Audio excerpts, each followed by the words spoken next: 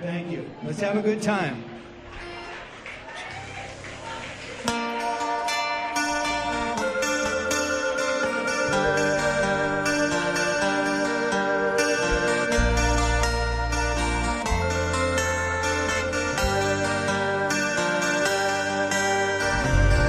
Taken for a trip on a new dimension ship.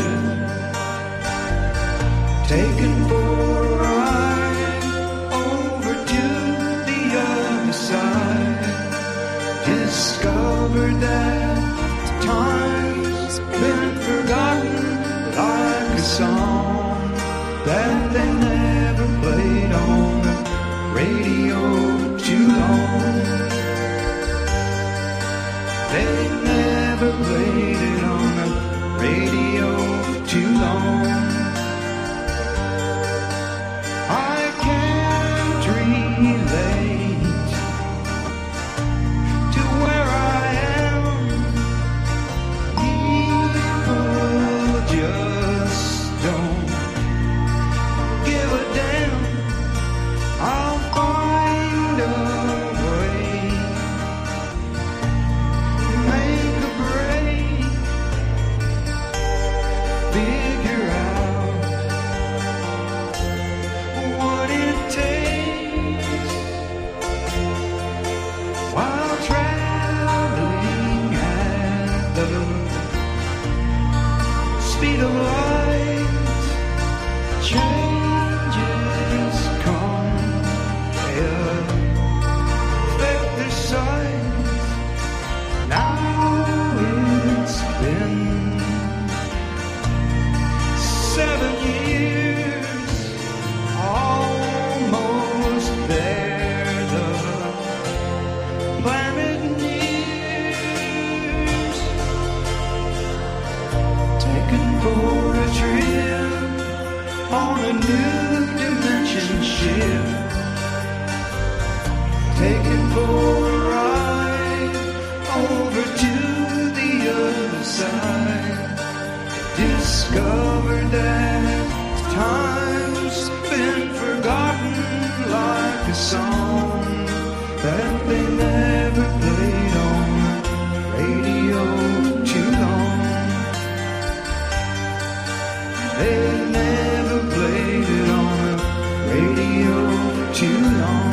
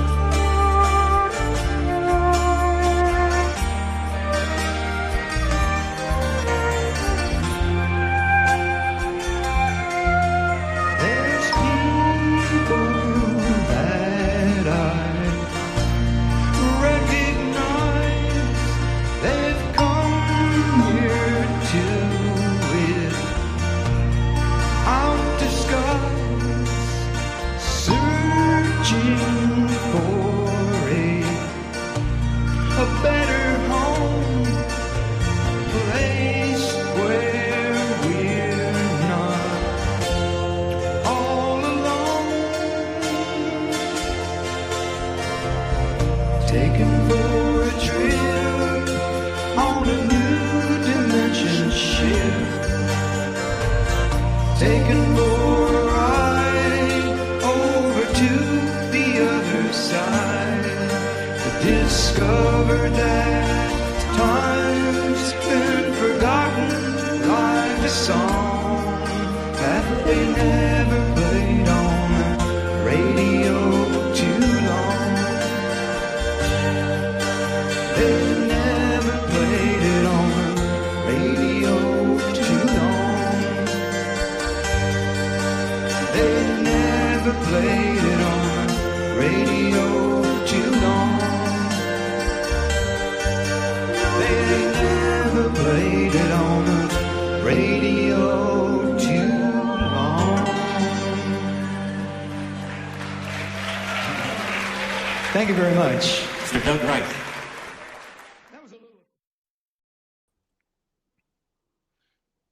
And welcome everybody. Hello everybody. Today is Wednesday, July 15th already of 2026. Wednesday, July 15th. Welcome on in. I'm glad to see everybody. I hope everybody's been doing okay.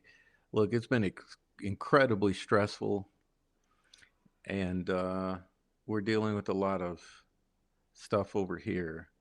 So, apologize for the absence. There's been a lot going on, and there'll probably be a lot more going on the next week or two. But with that being said, I wanted to come on, and this has been a few days in the making, but thank goodness we're here tonight. I think you guys will really enjoy taking a deep dive into what we're going to look at tonight, which is, how should I put it? The morning of February 14th, 2017, we're going to look at the finding of the bodies of the Delphi victims and all of the conundrums, all of the statements, the terrain. We're going to look at some video footage and listen to some audio clips and read some testimony and hopefully maybe get our minds wrapped around the story, which I have to give you the spoiler here, which is quite contradictory about the finding of the bodies. Now, you would think in a case such as this, the brutal murder of two little girls, or as the initial reporting stated, two 13-year olds, you would think this would be a simple story. You would think that if people were telling the truth, the story would be, yeah, so they weren't found at all. And the morning of the 14th, we all arrived at 6:35 a.m. Pretty much, there were already some people there, and we loitered around the area until we accidentally tripped over the bodies at 9:35 a.m. You would think it would be something as simple as that, but no, nope, not at all, not at all. This is the Delphi murders. Remember, everybody lied. Okay, everybody lied, and so what you hear is you hear 15 different stories about something so simple as how, when, and where the two bodies of these poor little girls were found. And as you know, those of you who have seen the crime scene photos, they were found brutally slaughtered. It was a absolute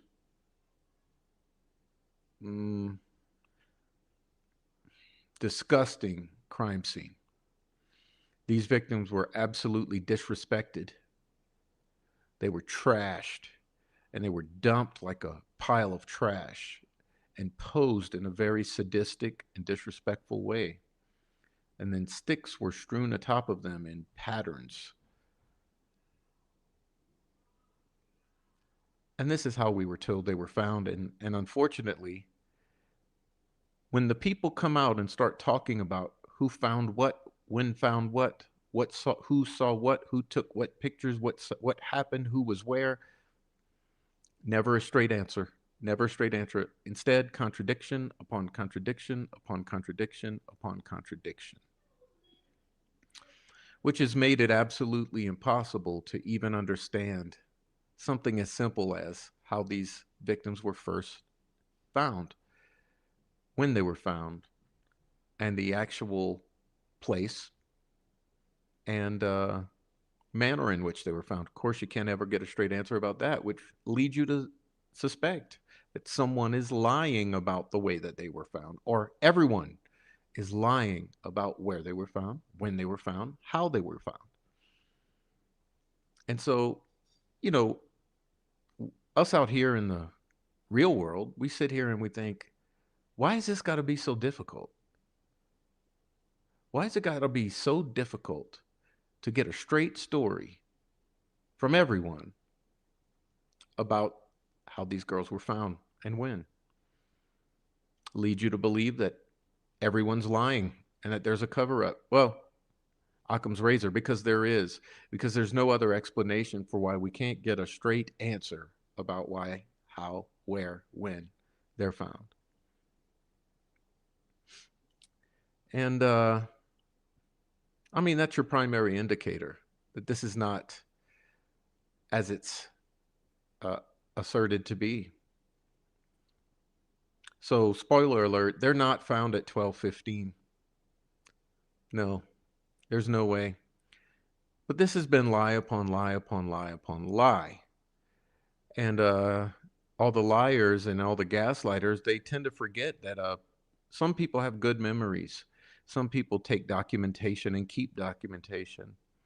And some people point out the contradictions and the discrepancies and say, hey, this isn't right here. And that's what we're going to do today. And we're going to do it in a very unconventional way, because what I thought we should do is maybe gather a bunch of information that each in its own way might tend to shed light on this, so that we understand a little better about what happened. And unfortunately, I suppose that we're going to have to do this in reverse order, because there's been so many lies that to attempt to do this in sequential order from the morning to the afternoon is absolutely insane, and you can't get anything from it. So what we're going to do is take a little unconventional reverse look at this, maybe try to reverse engineer it with as much information as we can. And so hopefully you all get a lot out of this. And just a key point, we will do another episode on the search, okay? So we're not going to be discussing the 13th or the early hours of the 14th at all. We're going to be discussing starting from approximately the 9 o'clock hour until about the 1 p.m. hour. Those are our bookends, okay? And so there's a bunch we're going to look at. So this may take some time, but I hope you guys are comfortable. Please share this. Let everyone know we're here. Get everyone in here. And yeah, let's put on our eyeglasses and our listening ears and really see what's going on here. Now, let's see what I want to say.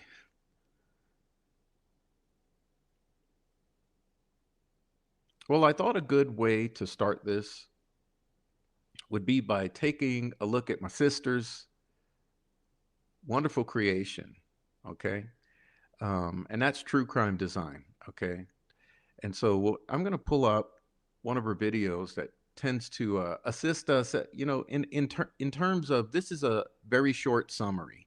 So to forego the prof doing an extended explanation of all of this, I thought that Miss True Crime Design did a very good job at summarizing this for you all.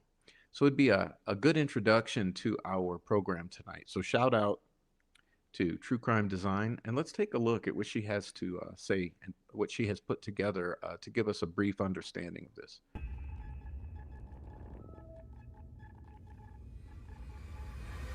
Delphi murders, finding the bodies.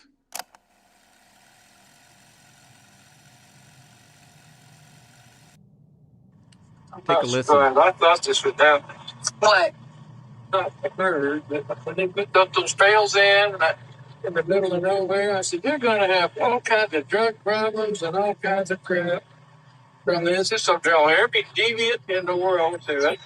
I mean, we walked it a little bit. I was a little scared, you know, because it was just us two. Yeah, they're going. They're not going to do it again. Not here, anyway. Do you think they're from here? Oh, it's hard from somebody in the family for a long time. Did you really? Really. Why did you think that? Because it's too damn close. You can't see the forest from the trees. Right. Looking right at them, but yeah, the person who done that could have been on the search team to look for them when they were missing. Wow. Is this confession by projection? The person who done that could have been on the search team. Right.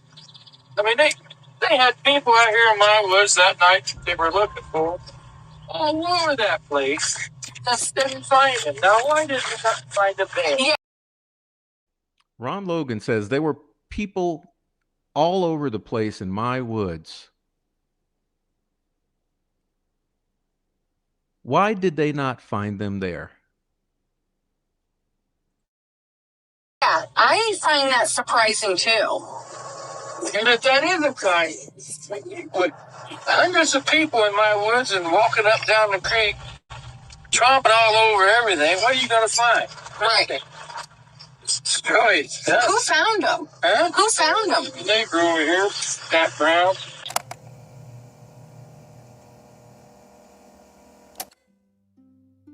Pat? Okay, so the allegation here is that Pat Brown found Abby and Libby. Pat Brown. So just put that in your mental notepad and let's keep watching because we're going to look at this.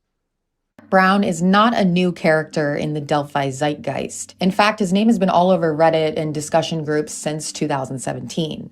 I believe this is because his vehicle was spotted on the chopper footage, which lines up with the police scanner audio. Okay, key point. I'd like you to look at this image from the helicopter footage before we continue. Who do you think arrived first?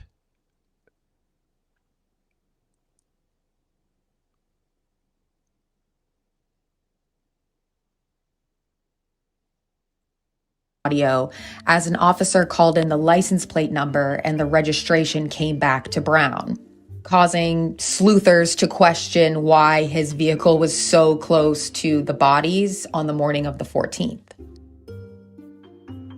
He is a lifelong Delphi resident and has known Mike Patty since high school. According to a Facebook message from his daughter, who is around Kelsey's age, the Brown and Patty families may even be related by marriage. Regardless, though, Pat Brown is clearly a member of the family. His story of finding the bodies suspiciously mirrors and morphs in conjunction with the Patty narrative, which I think is why he was one of only 2 searchers to testify at Allen's trial. The identification of his vehicle on the scanner audio, coupled with the chopper footage clearly showing his orange truck just 800 feet from the bodies on the morning of the 14th, put him in a rather precarious position, which is why, in my opinion, he was designated by the Patties to be the person who found the bodies in the official narrative. But before I go over and poke holes in his testimony, I want to make sure we're all on the same page about a few things. I played that audio clip of Ron Logan because he said a couple things that I really need you to sit with. No, not that he believed the family to be involved. That's obvious. We've been knowing that for years. But he emphasized the fact that there were hundreds of people searching those woods, tromping all over the place, as he put it. Listen to how ISP Sergeant Kim Riley described the crime scene contamination. Okay. And before I allow her to continue, I think that many of us have missed this particular point that she's making. And kudos for catching this. But let's listen again very closely to what he's about to say about this crime scene. Okay?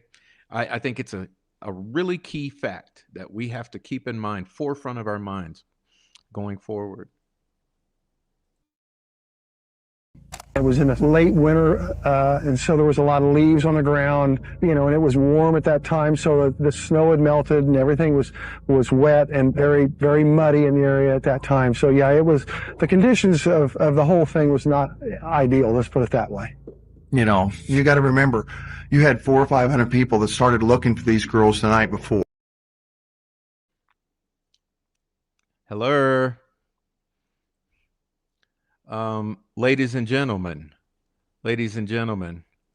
this is Kim Riley, right? Kim Riley. 400 to 500 people, 400 to 500 people looking for these girls the night before. Oh my God. Bruh.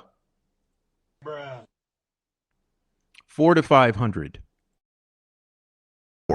So we had to deal with that The crime scene encompassed a very large area, and its integrity had been violated by the pure magnitude of the search to find the missing girls. A lot of tracks, cigarette butts.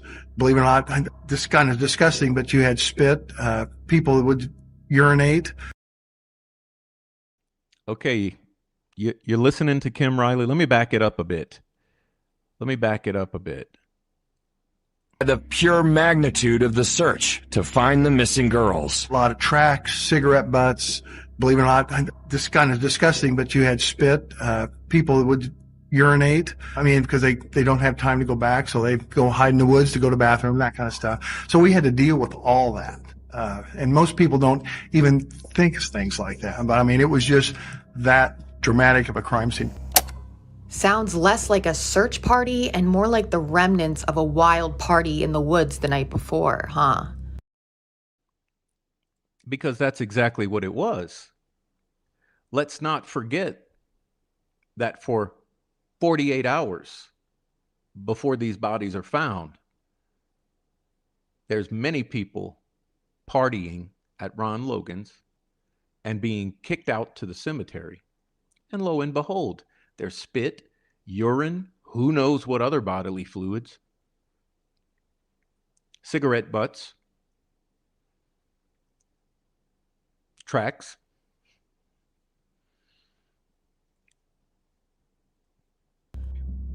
The sheer volume of searchers and the compromised nature of the crime scene highlights how ridiculous the state's narrative is. For example, those footprints from the south side of the bridge to the creek cannot be adequately attributed to Abby and Libby without some sort of footprint or footwear analysis that the state, of course, did not provide. They also can't account for why nobody found the bodies, and I'm not buying the excuse that the girls were partially concealed. First of all, the area where they were found is wide open, and there were... Yeah, take a look at it. Take a look at it, please. Everyone, take a close look at the area where these girls were ultimately found, and to imagine that you had hundreds of people tromping over the crime scene, as Ron Logan states, in his woods. These are his woods. It's wide open. And remember, the official story is they're not found until afternoon. No foliage on the trees. Moreover, heat-seeking drones did not detect the girls.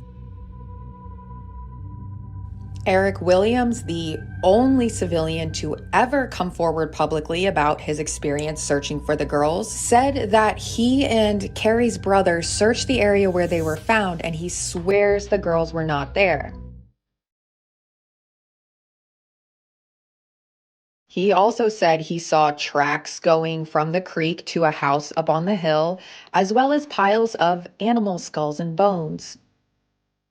I have all kinds of drug problems and all kinds of crap from this. This will draw every deviant in the world to it. Hey, do these pics look familiar? Do these pics look familiar? What have Prof been screaming to you for 3 years about these pics?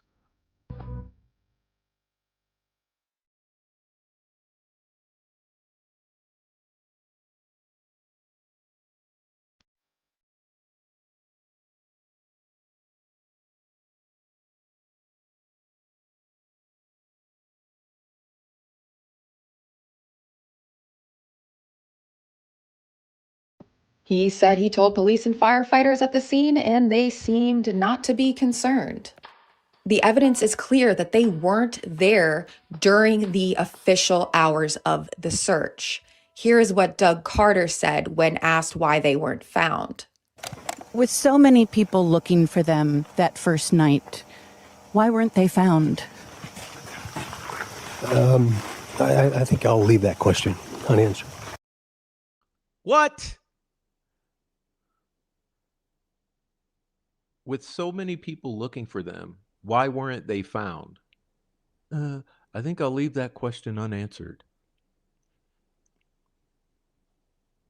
I think we know the answer.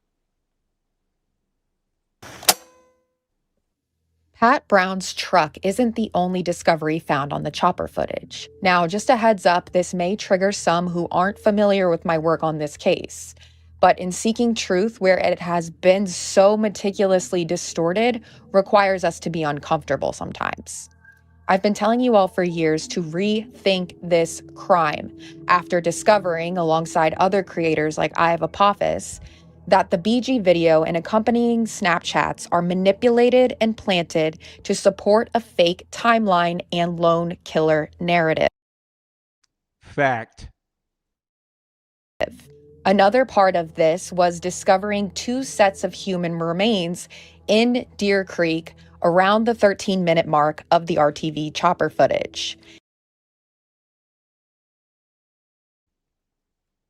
Now, let me just say this, okay? I'm going to say this, and you know I love true crime design, but this is somewhere where her and I disagree. And, you know, we're all allowed to disagree. None of us know.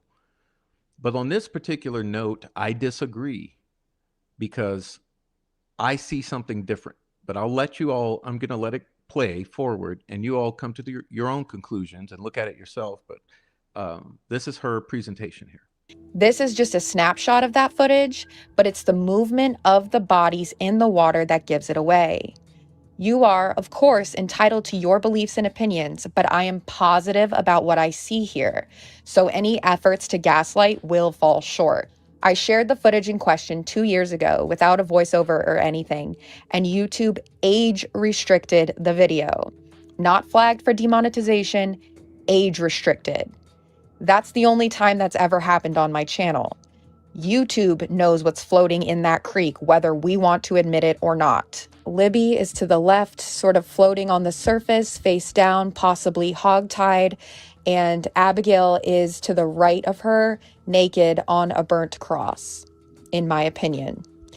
Again, if you can't see this, that's just on you. I know what I see, and it's consistent with the first ever reports that the girls were found in or on the banks of Deer Creek. 2 bodies, is that the Sugar Creek?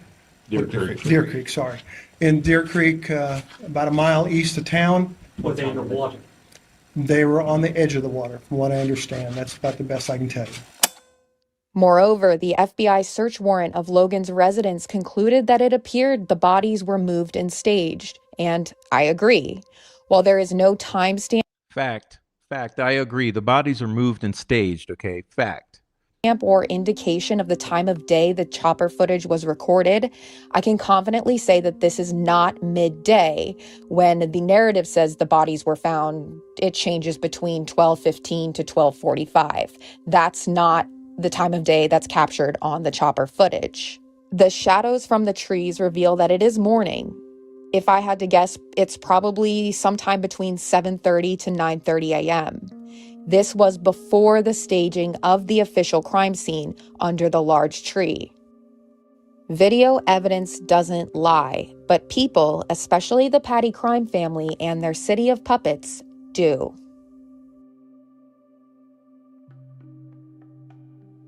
Besides Pat Brown, the other civilian searcher to testify at trial was Jake Johns, a Delphi resident and employee at Pearson's of Delphi, a propane delivery service. He testified that he knew about the search on the 13th from his wife Jennifer, who worked with Becky Patty, so there's that direct connection to the family. Johns testified that when he went to clock in at Pearson's on the morning of the 14th, his boss offered to use his shift to help search for the girls, and he agreed. Jake Johns teams up with his coworker Shane Haygood, and they started at City Park and headed east along the creek until they reached the area of the High Bridge, which he said took about 4 hours. He said they had kept an eye out for a tie-dyed shirt, which his wife had told him had been part of Becky Patty's description of the girl's clothing, which is... Yeah, and just a note here. You know what else was part of Becky Patty's description of Libby's clothing? Sweatpants. Sweatpants. And if you paid attention to my analysis of the so-called BG video, it's very, I mean, abundantly clear that Libby is wearing sweatpants, because what you see in the shadows of that footage are sweatpants blowing in the wind. Okay, so this whole concept that Abby is wearing Libby's jeans is totally bullshit. I don't buy it. I think Abby's wearing the jeans she had on. And I think Libby had on sweatpants. But we'll let this play forward. I don't mean to keep interjecting here. Strange, because at this time they're still looking for two missing girls. I don't know why they would specifically be looking for clothing in the creek, but conveniently, that's exactly what they found.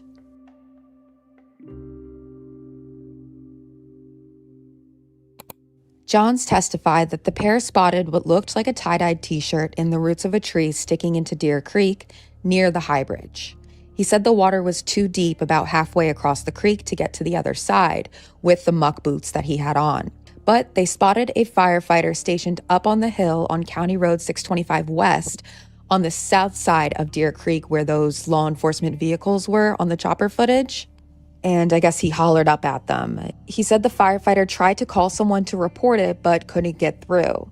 The firefighter got to the end of the Monon High Bridge and crossed to the other side to check it out.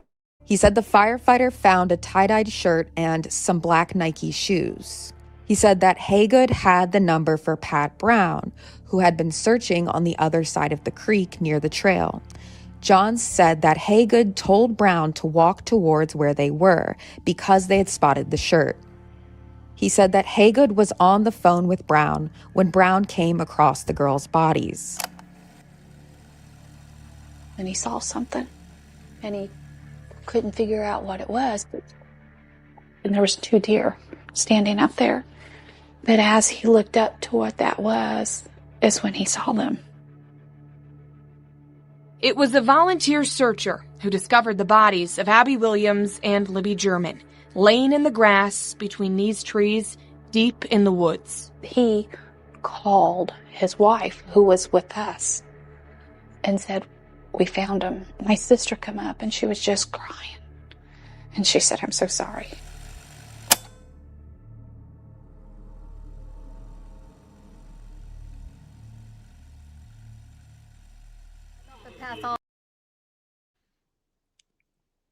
All right, now you guys listen to this audio real closely. Okay, listen to this audio real closely. Thank you, True Crime Design, for putting us in this damn video.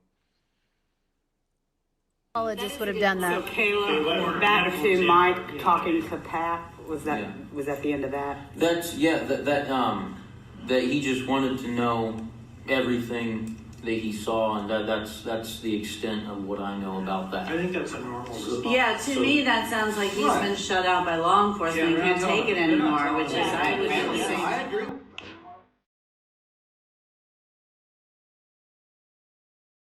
I heard a few drunks in there.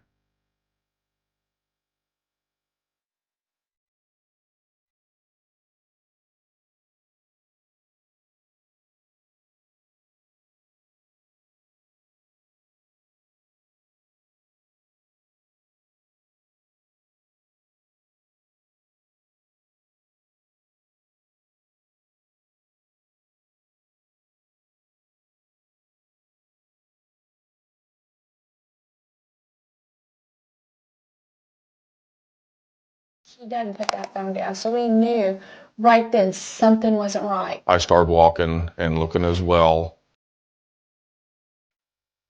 Let me chime in here. Did you hear that? Okay, because I think we need to speak on this. She doesn't put that phone down. So I think we know that something's not right, wasn't right. Oh, odd, because what is the activity of that phone in the weeks prior to these murders? Everybody, the months prior, the weeks prior. She doesn't put the phone down. Does the activity of that phone from the extractions reflect that she doesn't put that phone down? There's an anomaly there that we need to really talk about. Let's go back to that, actually. Let me back that up a bit.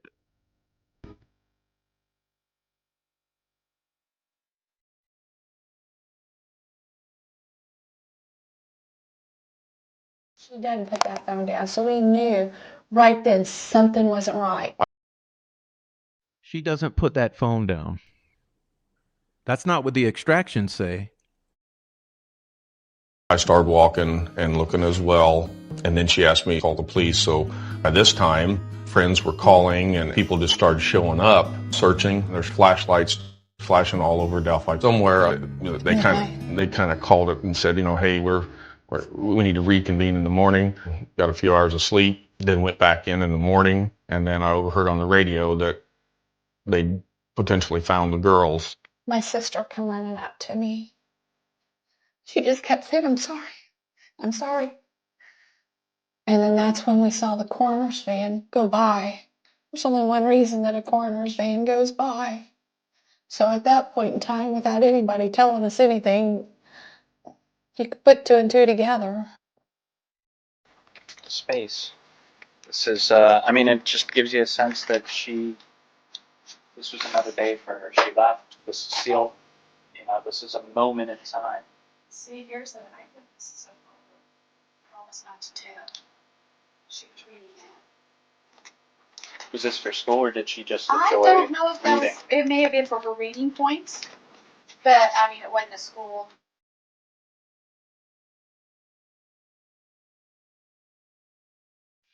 Okay, guys, just temporary pause here. Promise not to tell. I killed someone tonight. Image of a young girl, deeply disturbing and dark compelling. Promise not to tell will have you looking over your shoulder for the potato girl long after you've turned the last page. I killed someone tonight. Promise not to tell.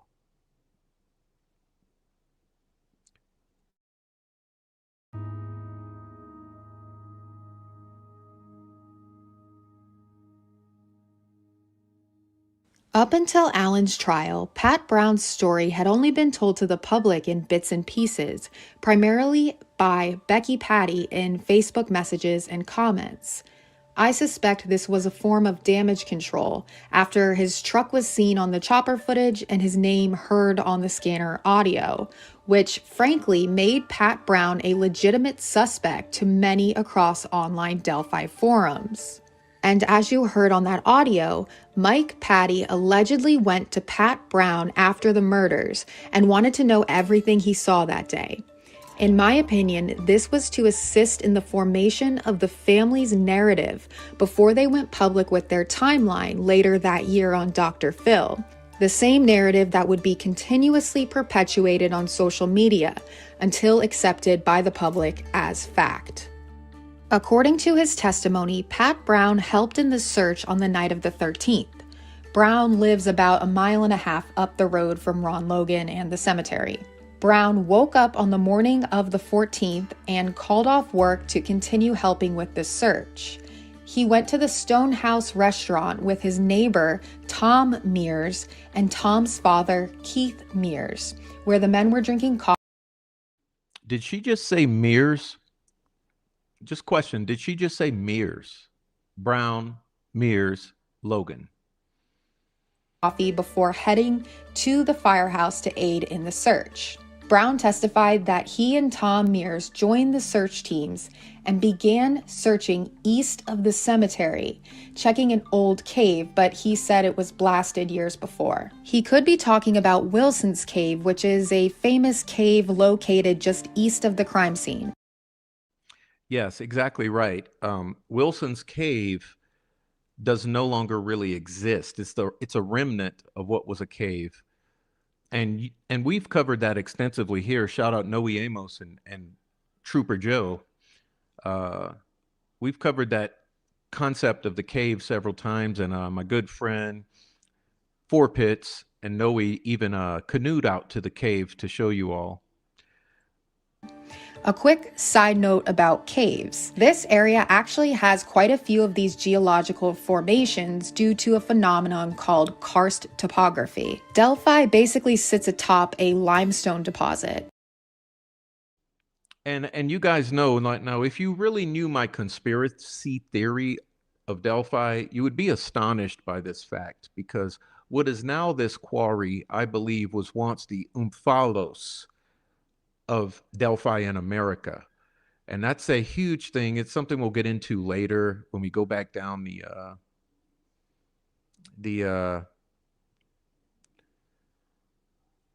woo, going back down the woo streams. But I'm really glad she put this little nugget in here, because it is the limestone topography that was the reason that Delphi is Delphi. Okay.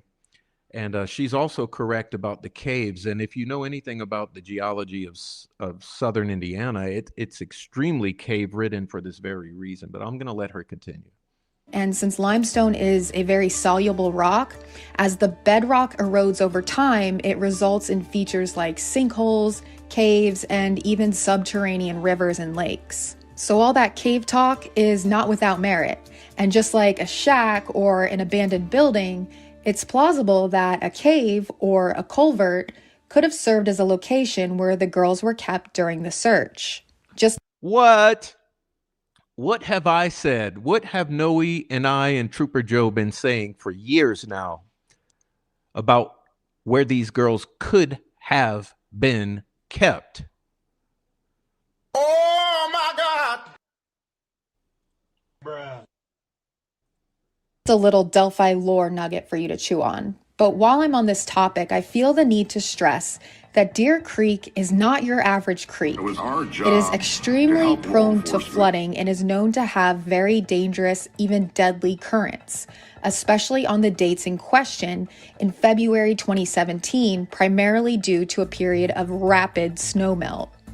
At 3:00 p.m. on February 13th, 2017, when the state is trying to convince you that the girls ran across the creek, Deer Creek was about 3.4 feet above gauge height, with a dish. Okay, this is a fact, so shout out again for bringing the facts. This is a factual document here. Discharge rate of 534 cubic feet per second. This value indicates the strength of the current, which on that date was 3 to 4 times the 80-year median value for that day, indicating a uniquely strong current during the search and discovery. Now, calculating stream discharge depends on a number of factors like stream width and gradient, so the precise severity of a current is dependent on the location.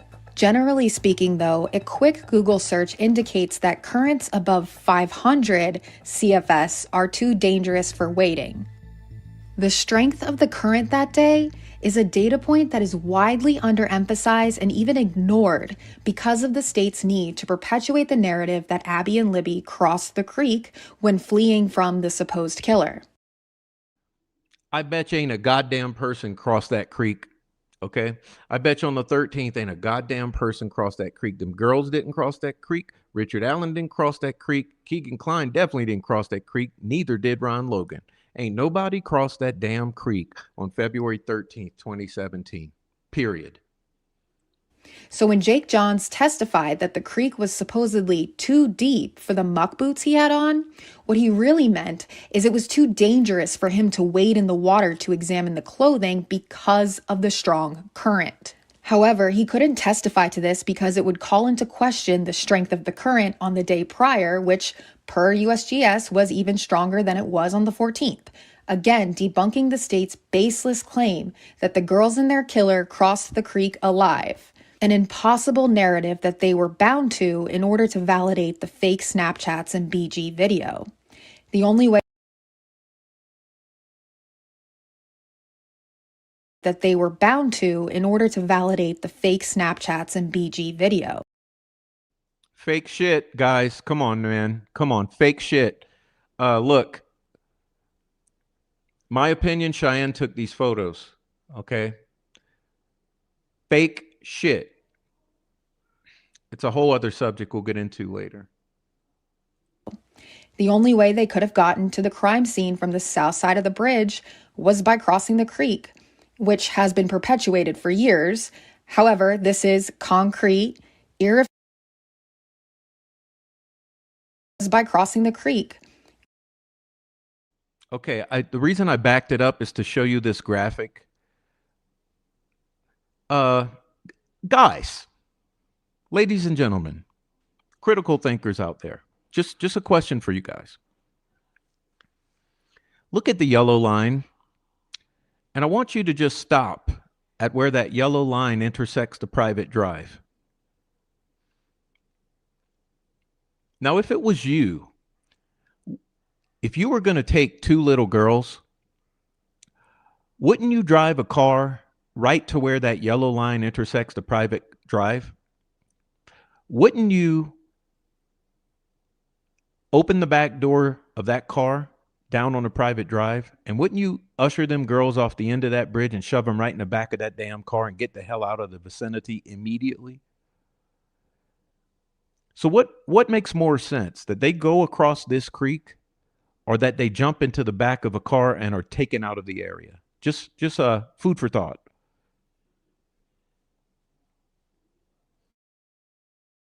Which has been perpetuated for years. However, this is concrete, irrefutable evidence that it didn't happen like they say it did. Add in the fact that Libby's phone supposedly made it across undamaged, although they apparently never tested for water damage. But the data doesn't lie, and the video evidence only further corroborates this massive issue for the state. Anyways, back to Pat Brown's testimony. After searching the cave, Tom, Mears, and Brown went back to their respective homes.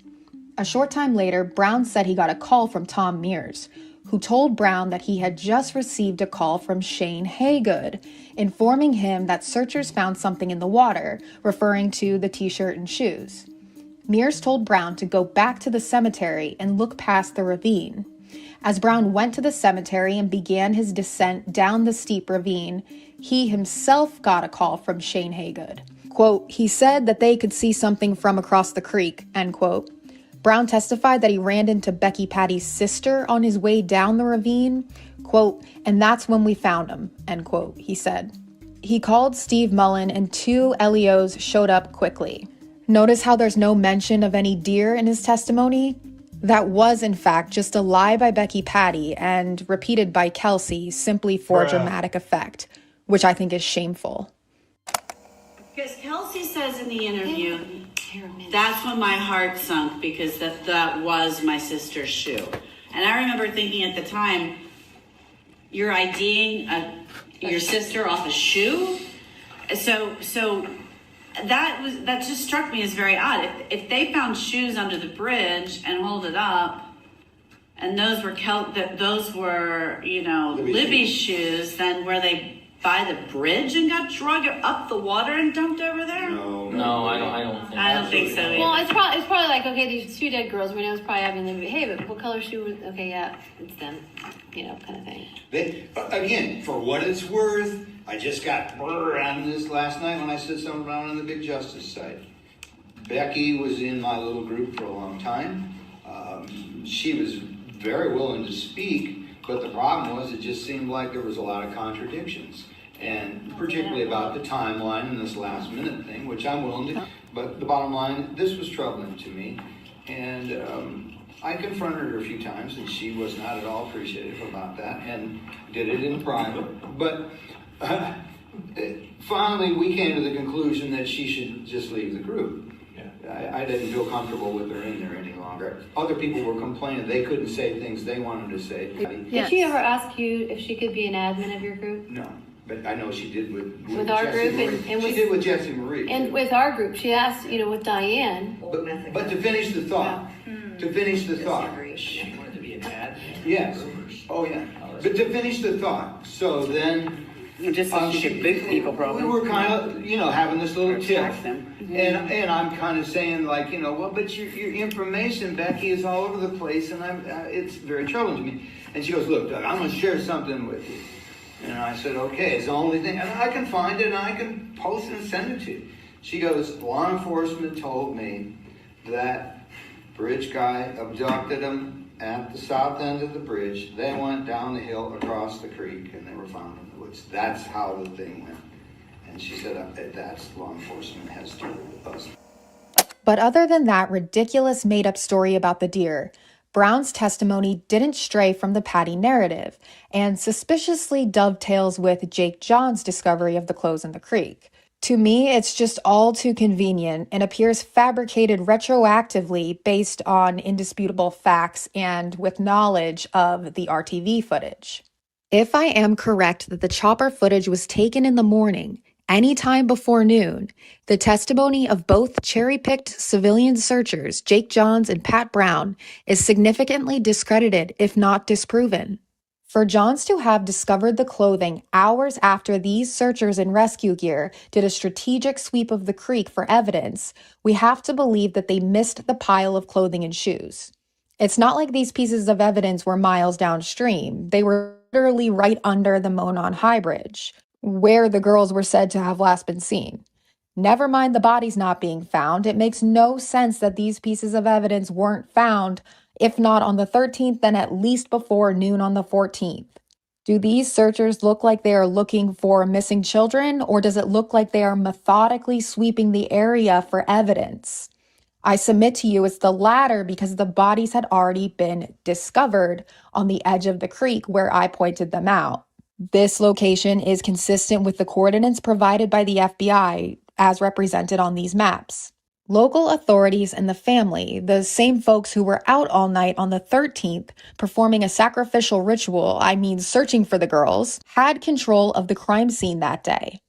They also had access to Libby's wardrobe to plant the evidence in the creek, explaining why none of these objects were discovered the night before. I submit to you that the search is the cover for the ritual, and the bodies were originally left in the creek until moved and staged that morning, after the chopper footage was captured, but before they were officially found. I realize that this video has been a bit all over the place, but I hope you learned a thing or two, or better yet, now have more questions about the timeline of the search, the discovery of the bodies, and who actually controlled how these events played out and were represented to the public, as well as in the case against Richard Allen. Thank you for watching.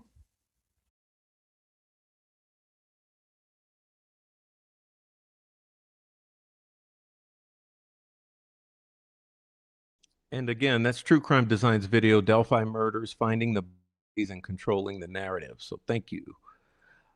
All right. So here's the thing, though. I do have another difference of opinion here. Because what she said there was that her opinion is that this helicopter footage is taken before the bodies are discovered where they are discovered. And I totally disagree with that. And I'm going to explain that to you now. And so what we're going to do now, and I know this may be tedious, but guys, you know who I am. You know how we do things. So just buckle up here and take the ride along with me, because too often we overlook the obvious. And I think it's incumbent upon us to really take things apart and look at them with a microscope. Okay. So what I'm going to do now, I'm going to emphasize to you that this video has been deleted from the internet. Okay, so what they have done, they have deleted the original posting with the helicopter footage from the internet. But thankfully, I obtained a copy of this directly from the source before it got, scrubbed from the internet. So what I want to do, I want to start and really point some things out here and take an extremely close look at what we're actually looking at. Okay, and I'll explain as we go along. So let's keep it moving here.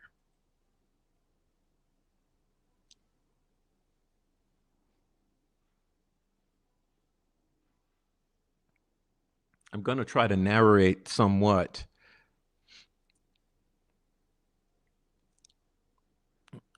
Okay, and I think it's pretty obvious what you're seeing here. But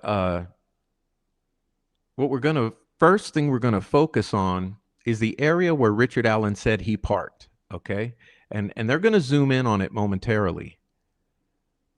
So we'll get to that. But okay, first of all, take a look at this. What kind of vehicles are these? These are ISP vehicles. Okay, so Indiana State Police is cordoning off this area. Okay, so hopefully, like, first factoid we can gain from this is what we're looking at is we're looking at a blockade by Indiana State Police. We've got multiple vehicles showing a show of force so that no one goes through this barricade without permission. And there are several of these scattered throughout the area, okay? And clearly you can see these are troopers here.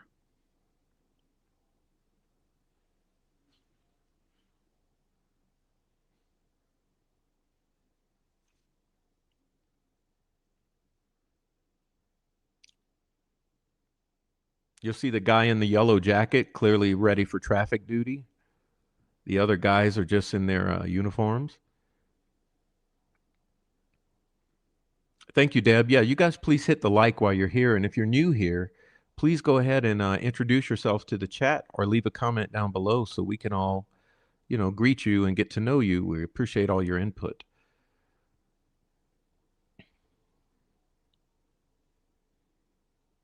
Okay, now what you see here is Anderson's. So are you seeing how Anderson's is totally accessible, but High Bridge is not?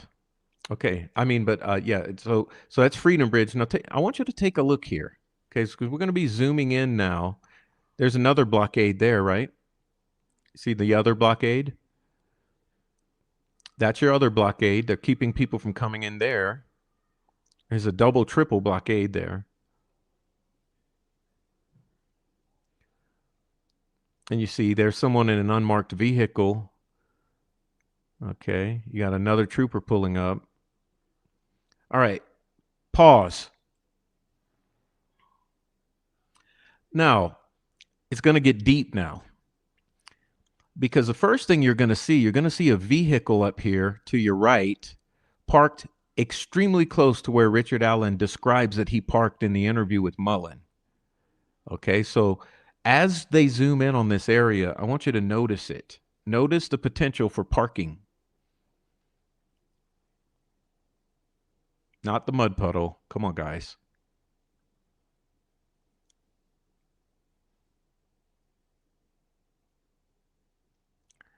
Now look at the upper right-hand corner of your screen where there's a vehicle parked. Now notice that Richard Allen said he parked there. He said he walked up the hill and then he approached the trails, meaning he walked over that little footbridge, then he walked over Freedom Bridge. Okay, it's very clear that at that point in time, it was entirely reasonable to park there because there's literally a vehicle parked there now.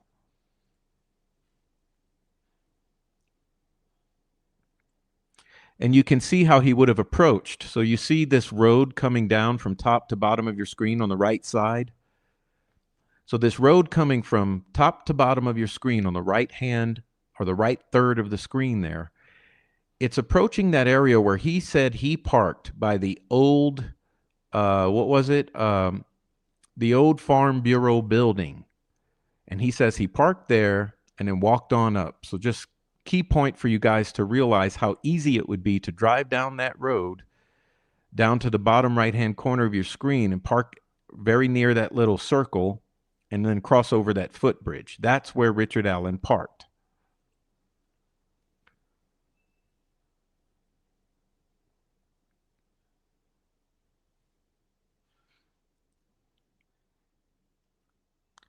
Again, you see the blockade there.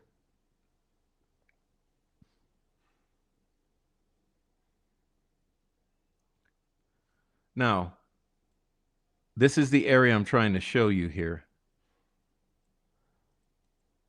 Watch, I'm going to zoom. See there?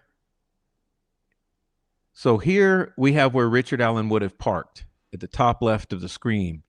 And you're going to see what appears to be J. Kyle Keener and maybe his assistant here.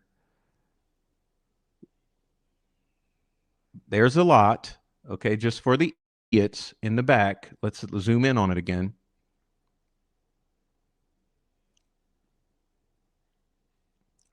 He's going to zoom in on the lot. See the lot?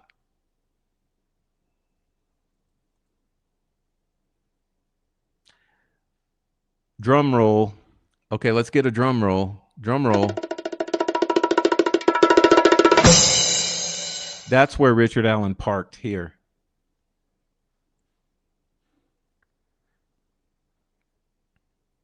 And I believe everyone obsessing over these individuals right here is kind of a distraction. They're carrying cameras. Okay, so to dispel, let's stop that again. To dispel all the rumors, if you have the high quality version, you can actually tell there's zero doubt they're carrying cameras. So let's put all the rumors away. This is camera equipment with high power zoom lenses. Okay.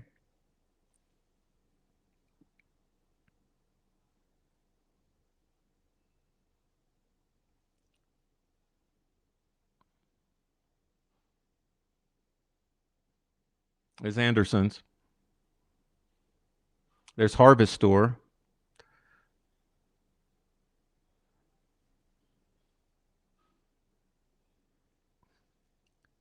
There's your blockade again. There's Anderson's. Hey, when this crime went down, was someone parked at Anderson's? Was someone parked at Anderson's when this crime went down, freaking out on the telephone?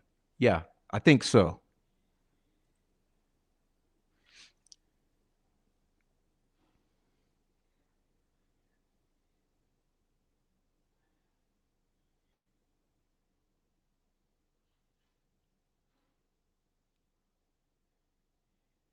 Okay, what is that?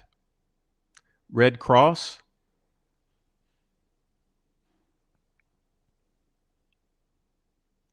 What is that? What is all that?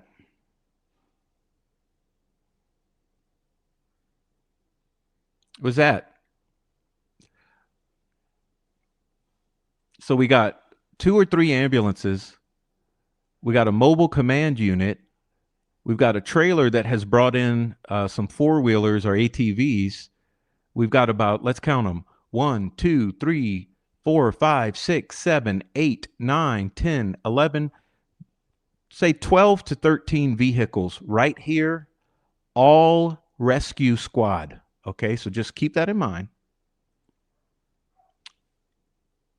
You'll understand why later.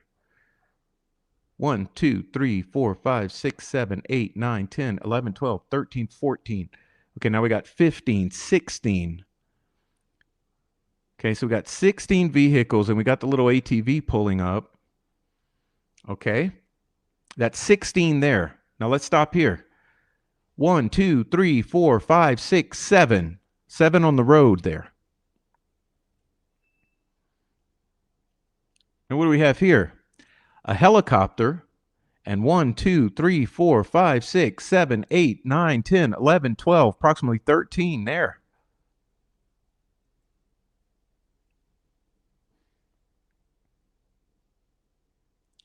$14, $15.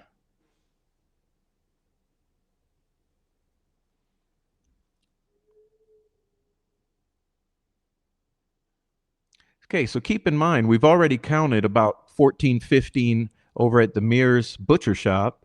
Now we've counted about 14, 15 at the cemetery, plus we've got about 6, 7 on the road. Okay, so what's the math on that? 35? About 35 vehicles just right there.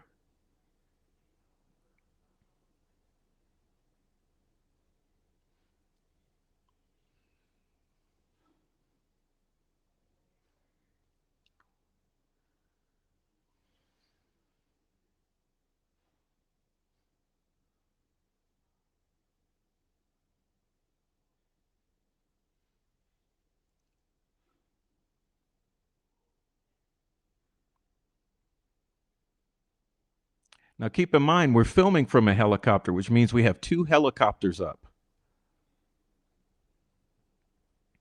So imagine you're out there. You got 2 helicopters up.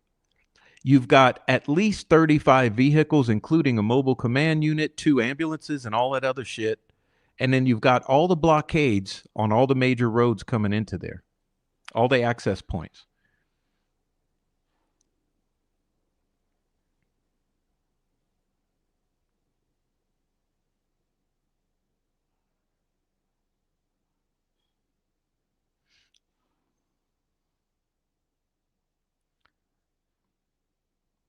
Now, remember, according to True Crime Design's graphic, where she pulled up the water level, the water was already halfway down from where it was. Okay. The water had already come halfway down at the time of this footage. So imagine, look at these adult men. Okay. And then imagine the water twice as high as it is in this footage. So on the 13th, you would have been twice as high as this.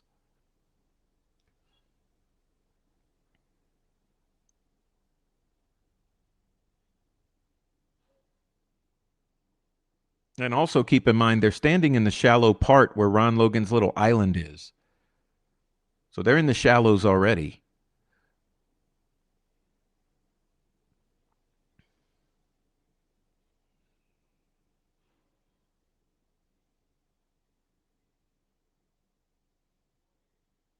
You can clearly see they're standing on that little island or sandbar, whatever you want to call it. Now they're going to do something very odd here, which is they go in a huge kind of like, I don't know, they go on this diversion, like they go in a huge circle away for some reason. I'll leave that up to your imagination why they diverted. But notice they're going to go and kind of film around pointlessly.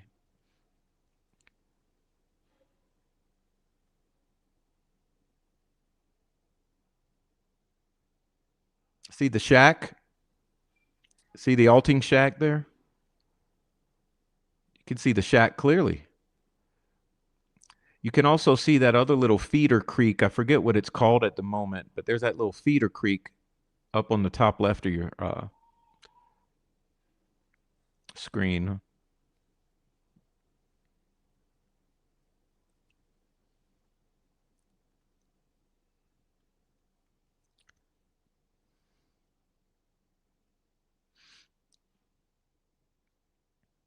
Bridge Creek. Thank you, Gary. Exactly. Bridge Creek. It was on the tip of my tongue. I couldn't get it.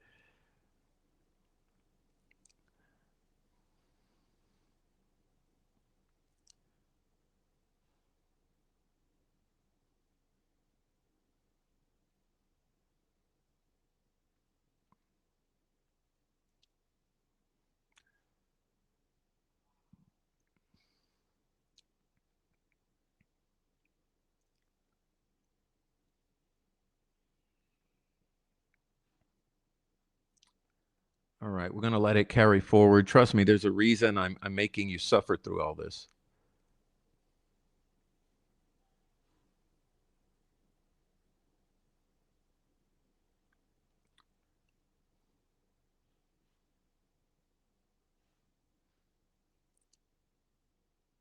See how they're doing a huge like circle? They're getting away from something important, is my opinion here.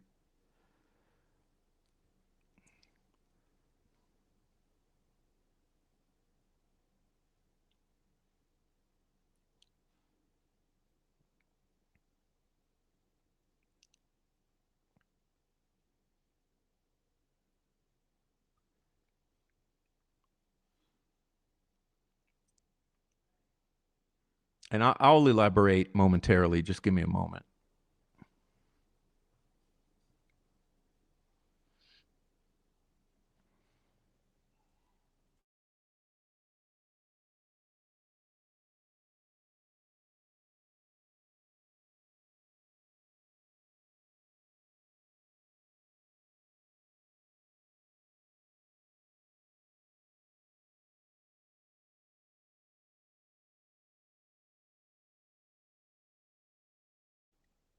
All right, fuck it. I'll just say it while they're bullshitting.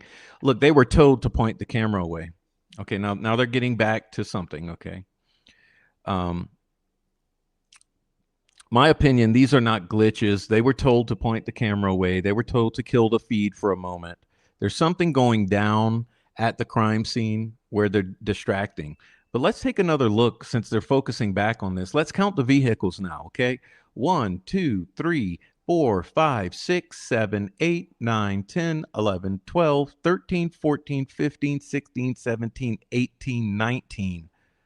Okay, 19 vehicles right here just in the camera. Oh, look, that's the 20th I missed. 20 vehicles right here, just at this moment. Okay, remember, you've already got 15, and then you've got 7, and now here you've got 20, okay?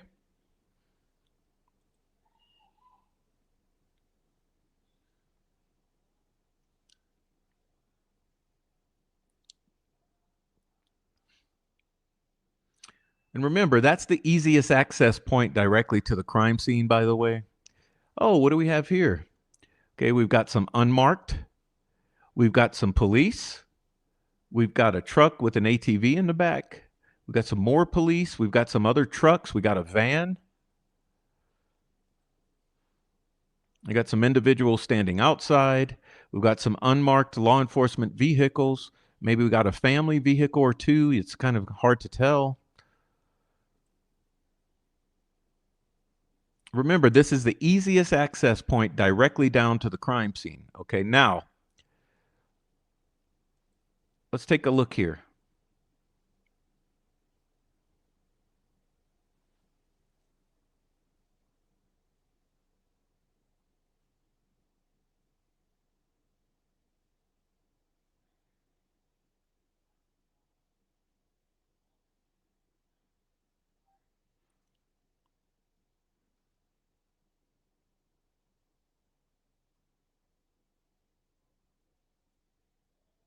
Again, they're turning the eye from the crime scene, okay?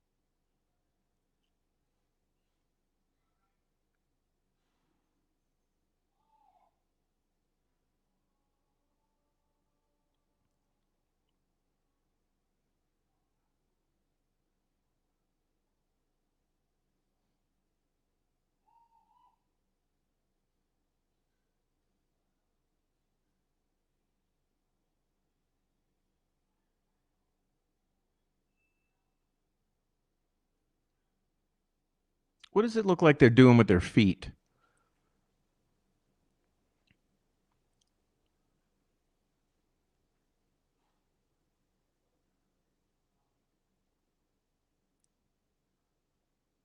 Oh, look at there. You can see crime scene tape.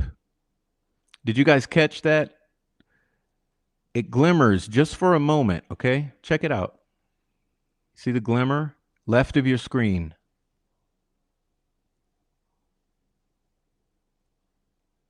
Try it again. Watch the glimmer on the left of your screen. Crime scene tape. See it? See it? Okay, one more time. Look close, okay? It happens fast. Look at the left of your screen for the crime scene tape flickering. See it? See it?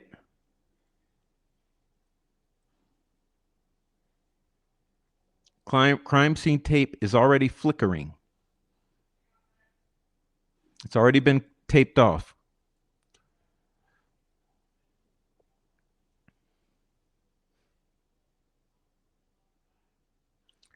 Oh, what do we have here?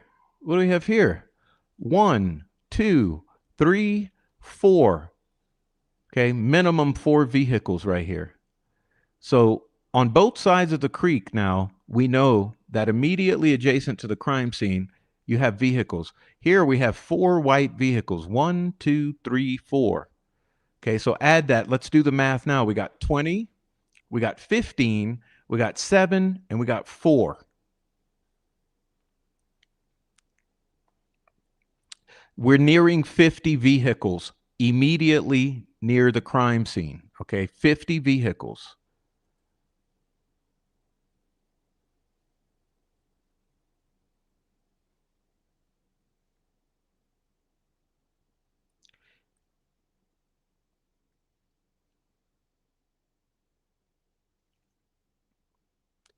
One of those is Shane Evans, I believe. And he's got at least 5 people with him, if I recall correctly.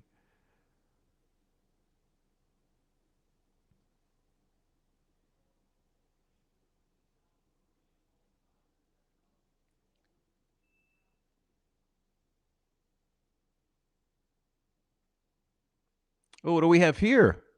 Is that a brown tarp? Is that a brown tarp or an overturned tree? I can never really tell. Is that a root ball of a tree that's knocked over, or is that a brown tarp? I don't know. It's always had a question about that one. Let's see. Let's see it again. I've never been solid on that, whether it's with the bottom of a tree that's fallen over, or is that a brown tarp in the water? I don't know. Doesn't matter.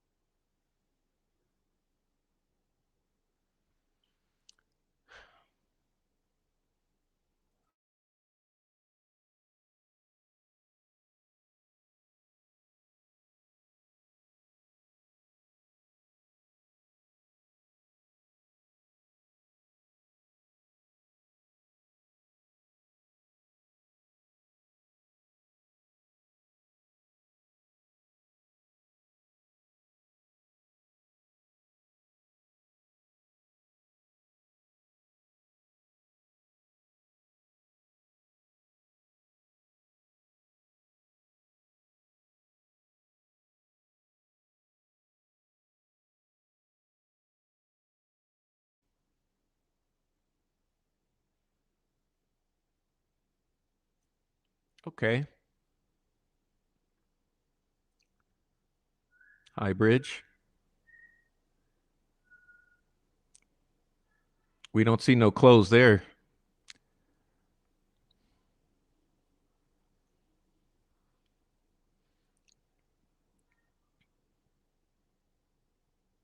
Some pointless views of the woods. See, they've been told to get away from the crime scene for the moment. Go film somewhere else, guys.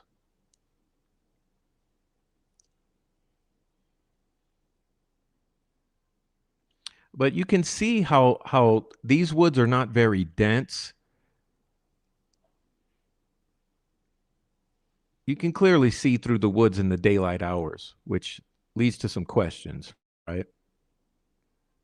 There's a little glitch here, don't worry, but or they're told to kill the screen because you see how it goes jet black?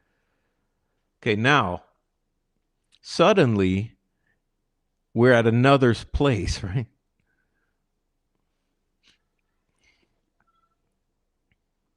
Yes, Trial Junkie.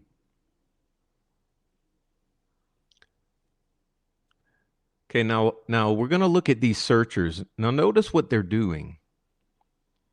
They're not searchers, by the way. They're recovering evidence from the water. So I'll just give you my spoiler. The reason this team is in the water is they're doing a grid search for more clothing, weapon, whatever can be found in the water.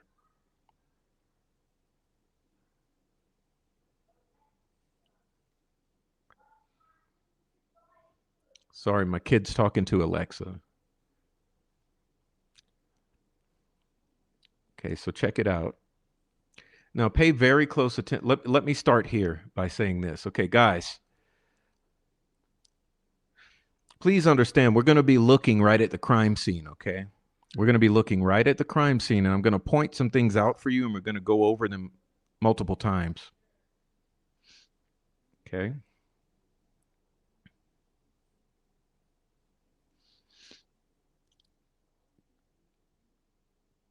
Okay. Now notice what's happening. Okay? Notice what's happening. You got a helicopter. Okay?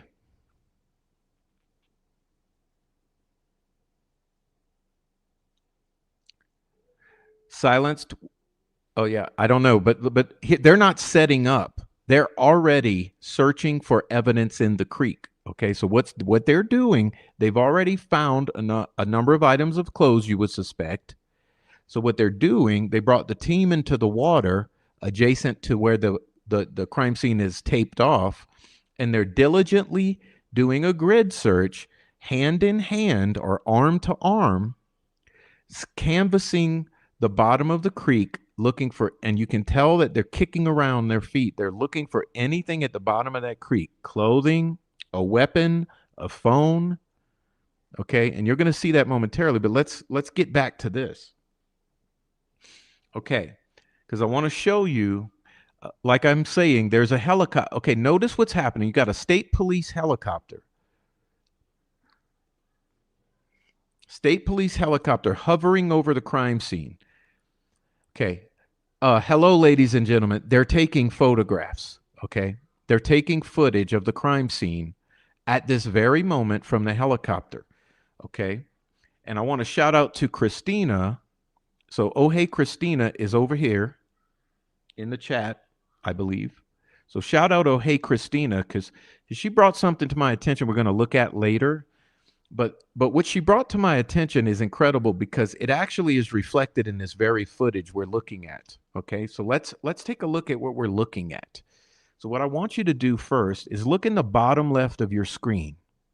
Okay, bottom left of your screen. Understand that this helicopter is approaching the crime scene.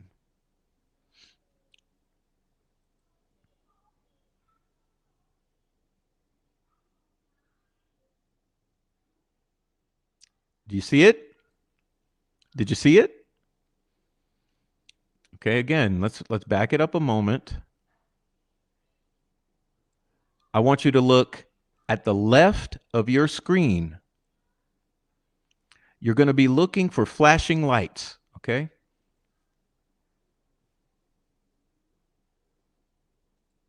You see it? Okay, I'm going to go one more time. Flashing lights at the center left of your screen.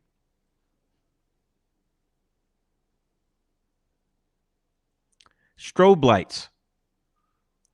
Okay, strobe lights, center left of your screen. I'll do it one more time and we'll move on.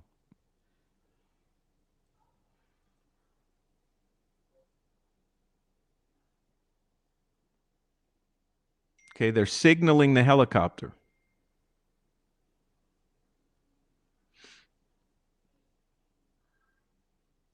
Okay, hopefully you saw that.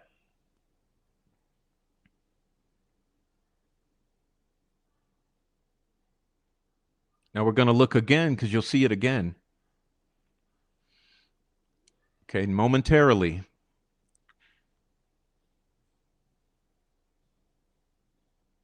Momentarily, you'll see something again. So let's look. Aha, what is that?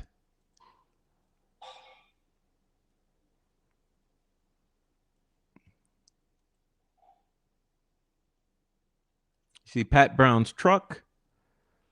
Okay, see Pat Brown's truck there? You can see the orange or the red or whatever. If you look through the trees, right? You see? Let's look again. All right. See the trucks.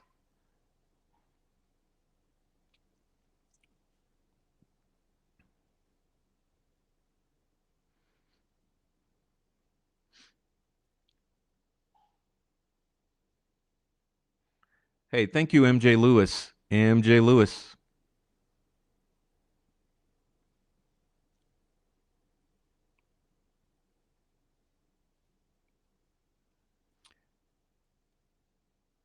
Okay.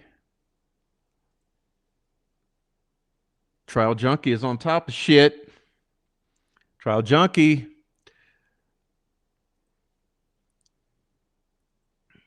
Okay, so let me do something real quick. Let's see. We're going to pause this for a moment.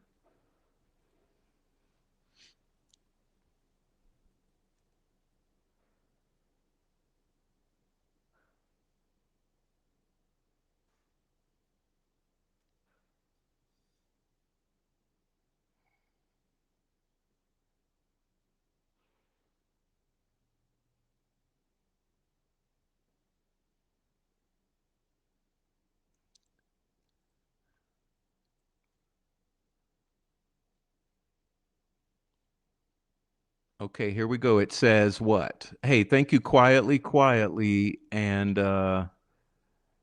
hey guys, thanks for the super chats. Okay. Sorry I'm a little distracted, but thank you very much. Look. It says here, did you have difficulty in seeing where they were when you were in the helicopter taking photographs? He says it was difficult from the helicopter to see down through those trees, which is why they look like they're searching around. And we had an officer down on the ground using the strobe function on a light, trying to get our attention as to where he was at close to the victim. So do you see that? He says, it was difficult to see from the helicopter as we're taking footage or photos. It was difficult to see through the trees.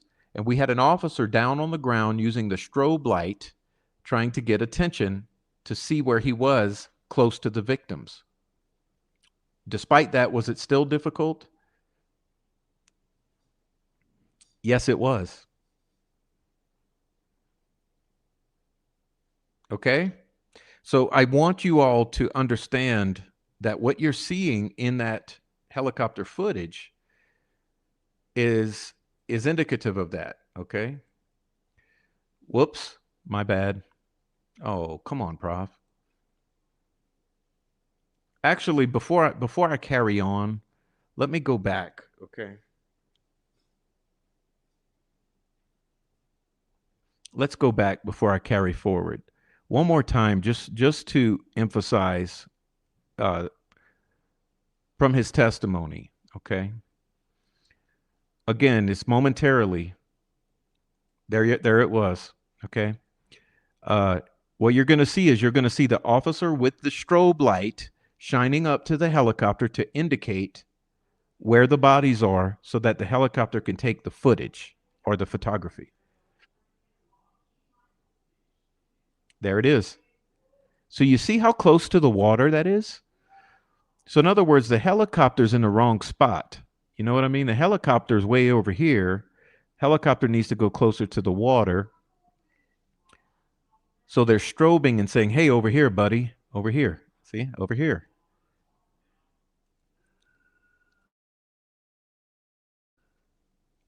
Okay, so again, shout out to Christina for finding the page of the Dotsman and pointing this out, because it's important to understand what we're looking at here. Okay, so we'll continue. Now, let's take a look at these guys.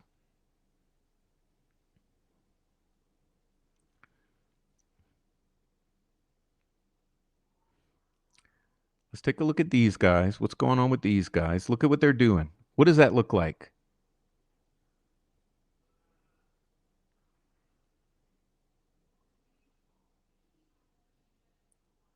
Looks like they found something or they're clearing a grid, right? They're either clearing a grid or they've literally found something. Now they're waiting for others. And notice what you have here.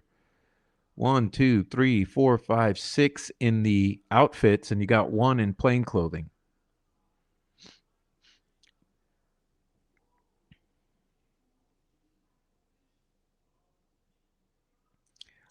Looks like they're kicking up water, or they're trying to see if there's anything under the surface of that water. Okay, because the bodies have already been found. Okay, the bodies have already been found. What they're doing there is they're looking for whatever might be in that water before it goes away. Thank you, Silence. In other words, I would start to believe that they've already found an item of clothing or two. I would assume they've already found some clothing. Now they're suspecting there's more clothing or a weapon or a phone, more evidence. So now they're bringing a specialized team in to exhaustively search the bottom of the creek, probably in a grid pattern, to see what else they can find and pull out of that water.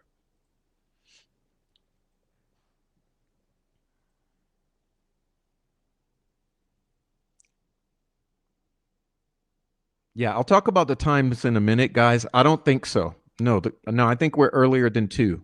Okay, we're earlier than 2.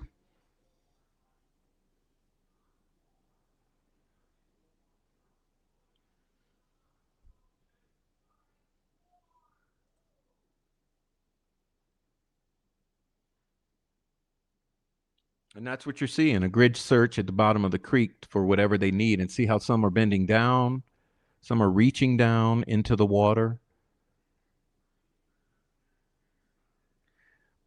Okay, but I'll say this, okay? I want to say this. This is absolutely before 1 p.m.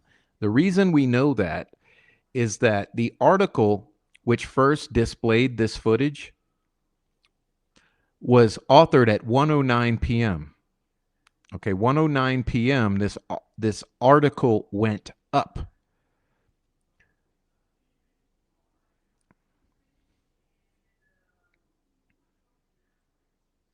Now, this thing freezes up periodically throughout its the length of it.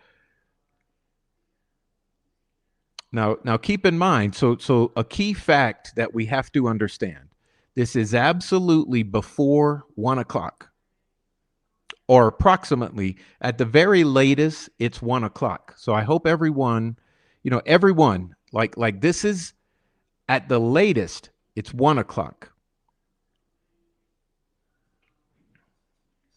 Okay, now keep in mind, the bodies have already been found. Okay. So what else would Prof add while it glitches? Okay, so it's glitching. So what I'll add here is think of what it would take to mobilize what you have seen. So why have I been pointing out to you? Well, like glitches, I'll come bigger, okay? Why have I been emphasizing the number of vehicles out there and the type of vehicles? Okay, so we've already gotten up to about 50 vehicles, okay? We've got approximately 50 vehicles, including a mobile command center, including a bunch of ambulances, including a bunch of marked and unmarked vehicles. We've got ATVs. We've got all of these 50 vehicles, some of which are carrying more than one person. We've got an entire team out here that's exercising a grid pattern in the bottom of the creek. Okay, so which would indicate to me this takes time to mobilize. Okay, so if at its latest this is 1 p.m., you have to try to get an estimate in your mind. How long would it take for all of this to be in place? 2 helicopters, 50 vehicles, including a mobile command center and all. Remember, they've already taped off the crime scene, right? You saw the tape on this footage. They've already taped off this crime scene. They're already taking photography from the helicopter. They've got guys on the ground at the crime scene flashing strobe lights. So just imagine if this is at its latest 1 p.m., when would those bodies have had to be found in order for this at its latest at 1 p.m. to be all unfolded? 2 helicopters, 50 vehicles, multiple ambulance, Red Cross unit, mobile command center, multiple ATVs out on trailers, all of that shit brought out, an entire search team that's searching the bottom of the creek for evidence. The whole crime scene has been taped off. Okay, so the point I'm making is it takes hours to get all that mobilized. So if these bodies are found at 12:15, how in the world, how on earth does all of this get mobilized and boots on the ground, 50 individuals plus whoever was riding along with, everyone's suited up, they've already gone into the water. Clearly, they've already formulated. Let me stop this because I want to show you this. Clearly, they've already formulated a plan. You can't just go into the water to do a grid pattern. That takes planning. So clearly, they've had time as a unit to do some planning. Maybe Silence knows something about that. Clearly, they've had to sit down. They've had a director to strategize. Here's how we're going to do the grid search. We're going to go from here to here. We're going to assign these quadrants, these particular numbers, whatever it is. We've got 8 people, 7 people. We're going to go in this direction. We're going to hit this one, this one, this one, this one, this one, this one. They got to plan all that. Then the guy's got to suit up. Then the guy's got to enter the water, which is not even safe. It's not the safest thing to do. They got to enter the water. Then they got to start kicking around at the bottom of the creek looking for evidence.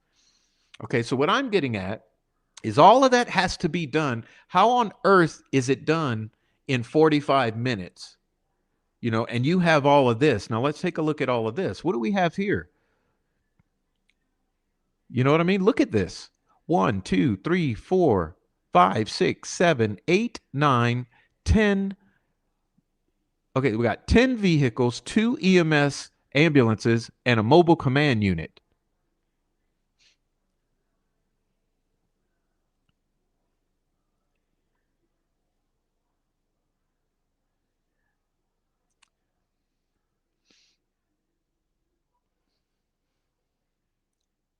Okay, so this is for critical thinkers.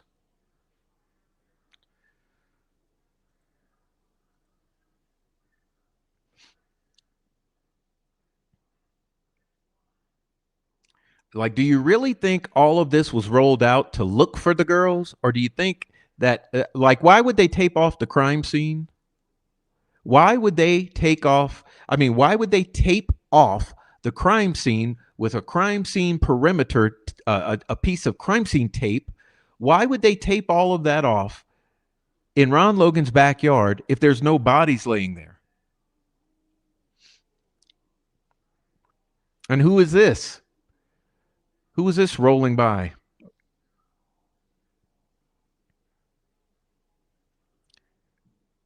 Because this, I guess what I'm getting at with the shadows, these are either 10 a.m. shadows or these are 2 p.m. shadows.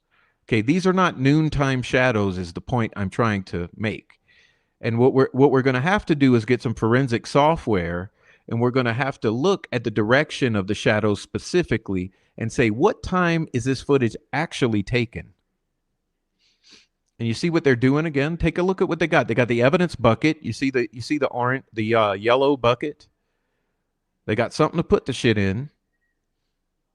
They're going shoulder to shoulder. And of course, the camera cuts.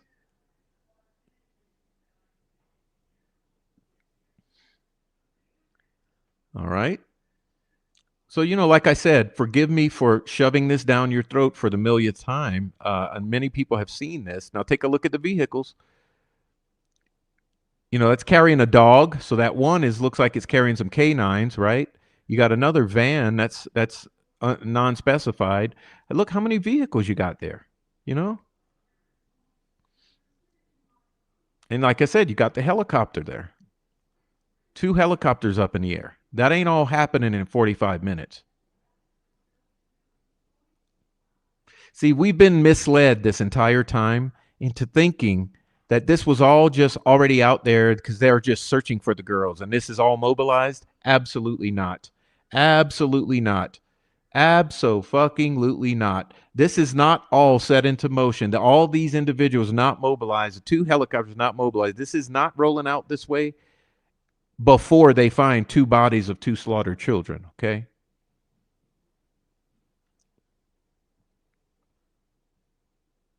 Thanks for everyone in the chat. Please enjoy your conversation. I'm hyper fixated on this footage right now, so not really reading it, but I appreciate. I see people in there.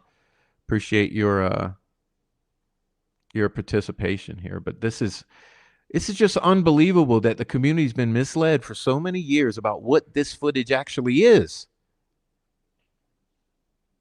In other words, those bodies are on the ground right now. They've been found. They're documenting it.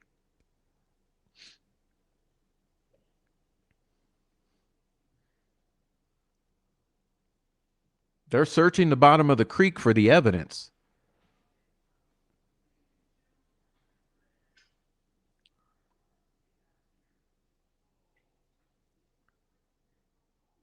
And the camera, I got to say this camera is fastidiously avoiding filming the bodies, okay? So all of this like zooming and panning and going this direction and making circles, this camera is intentionally avoiding anytime they get a perspective of the bodies and the team that are photographing the bodies and doing whatever. Every time they get in that vicinity, they move the camera. They shutter their eyes. When it's unavoidable, it appears they just kill the feed. So what was relayed as camera footage of the search is actually camera footage of the recovery of the bodies, okay? And we know those bodies laid there. So say this is approximately before noon or afternoon. These bodies laid there at a minimum another 12 hours.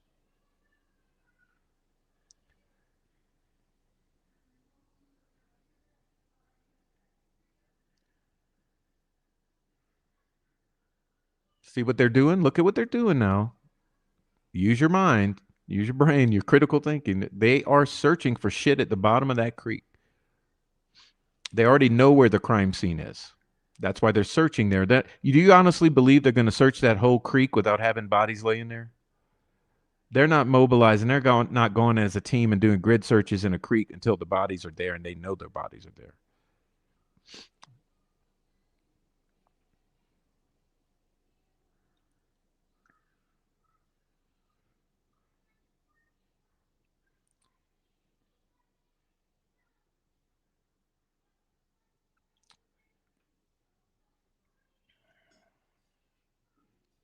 And we're approaching the end. So, thank you for your patience and bearing with me. I thought it was very important to see this for ourselves and reason through it.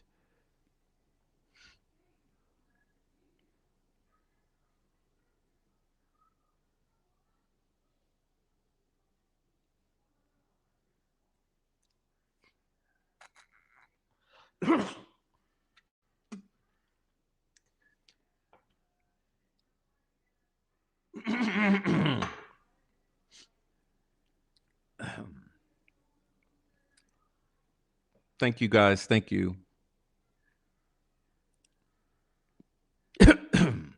Excuse me.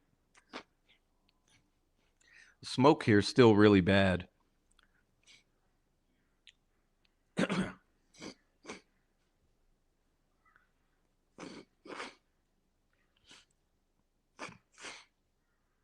Don't think you want to see me blow my nose, right?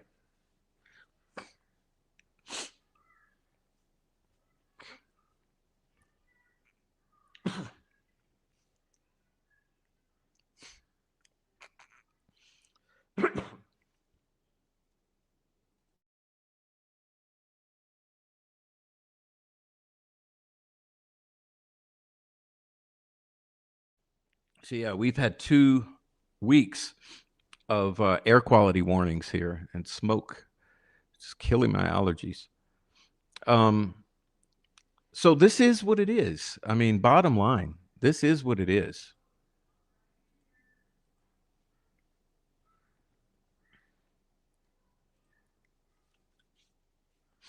This is what it is. So has a point been proven? Is there any need to have any doubt anymore about what that helicopter footage is? So I would say A, it's after the bodies are discovered and the crime scene is taped off. B, it's unclear whether it's before noon or afternoon yet, okay, but it's not during the noon hour. So this whole concept of it's at 12:15 or it's around noon that this is being filmed, no way. No way. The shadows are too long for that. So we'll figure out the angle of the shadows and get a time. We'll do our, what do you call it? A sundial. We'll do our sundial with the trees move. And we'll figure out the time. Now, we got some work to do. Okay, let's see. All right, so we're going to go now, and we are going to try to get me rolling with technology. Let's see.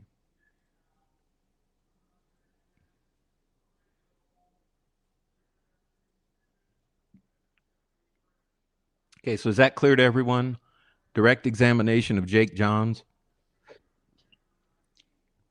So now I want to take a look at some of what these people were saying about how this went down. Okay, this is first one is Jake Johns. Okay. He says, do you know the Liberty German family? Yes. Did you know them in 2017? Yes. What was your association with the family? My wife actually worked with Becky Patty. So when Becky Patty testified, she had an employee by the name of Jennifer Johns. Is that your wife? Correct. Okay, so that's close. That's a close connection, because what business is Becky Patty running in which she has an employee? And how many employees does she employ? Okay. Do you know the family of Abby Williams? Did not know.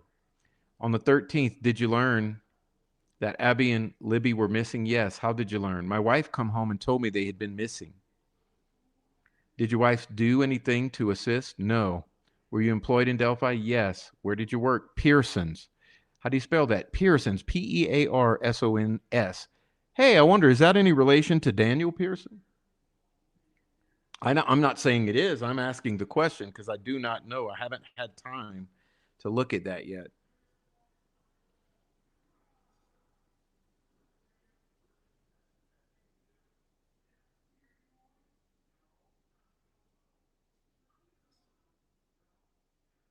But I wonder, is that any relation to Daniel Pearson's? Daniel Pearson?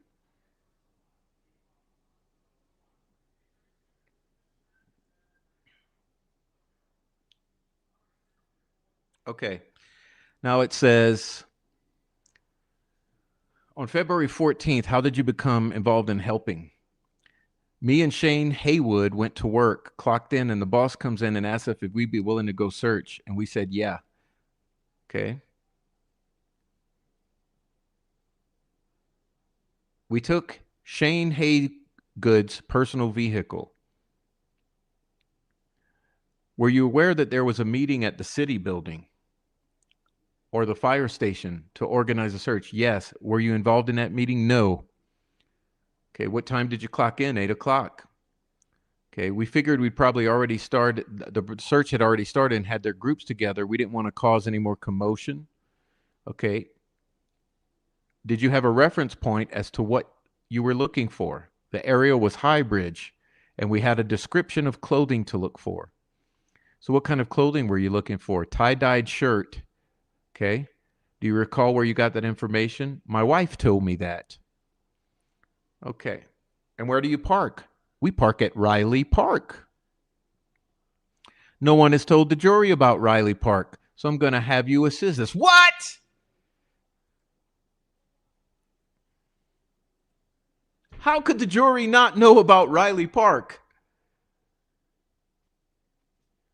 I mean, dude, is anyone aware of the importance of Riley Park in the Delphi case history?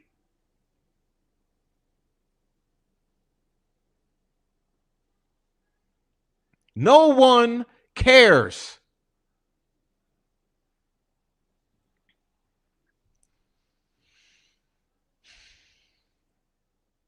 So they start at Riley Park. Okay, start at Riley Park.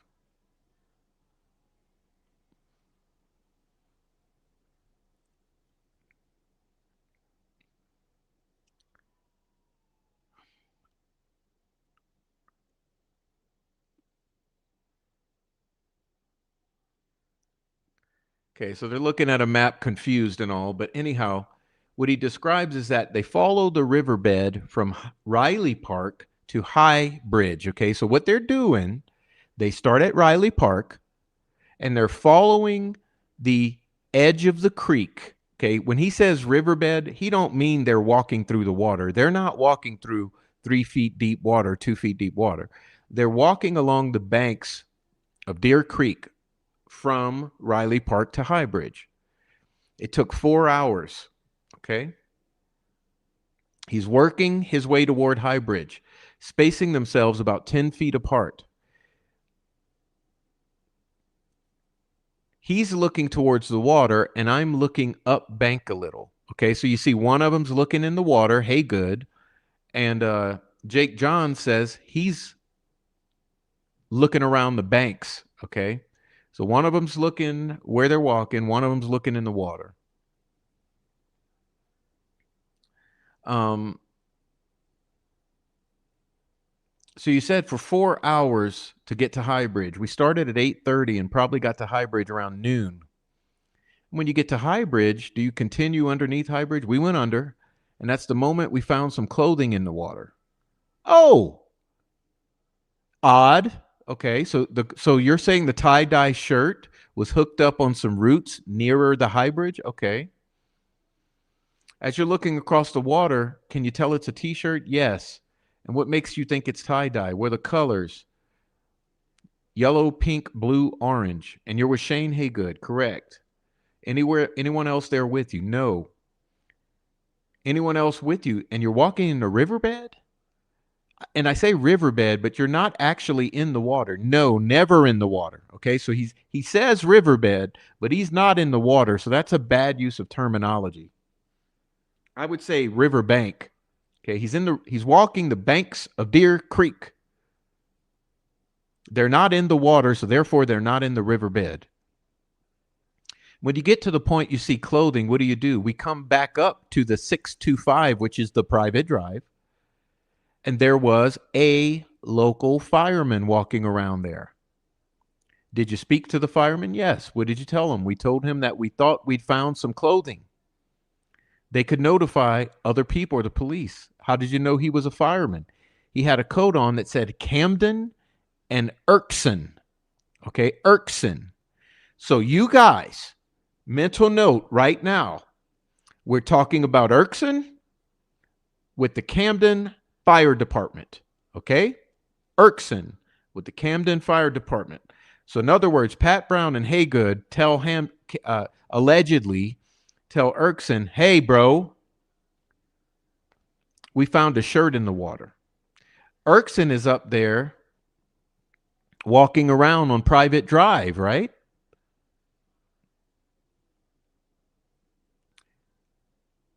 Shane tried to go halfway across, but it was getting really deep. Are you telling me on the 14th it's getting really deep? And you grown men cannot handle the deep water, but Abby and Libby could the day before when it was twice as deep? And you stay on the south side? Yeah. The bottom side? Yeah. And what does the fireman do? What does Erkson do? He tried contacting people. I don't know if it was the fire department or police department, never got any signal. So he decided to walk across the bridge to the other side and check it out for himself. Okay. So in other words, Erkson, he says, Erkson goes across the bridge to the other side, high bridge, goes to the other side to check it out for himself. Did you watch him do that? Yes, the whole time. And did you watch him approach the clothing? Yes. Could you speak to him? Yeah. Were you still down by the water? No, we were up on the driveway, the private driveway. So in other words, they're on the side of Weber on the driveway. Erkson crosses the bridge back towards the north side of the creek, or the Ron Logan side. I assume he goes up to High Bridge, crosses it, and goes down under High Bridge and goes to reach this shirt. Okay.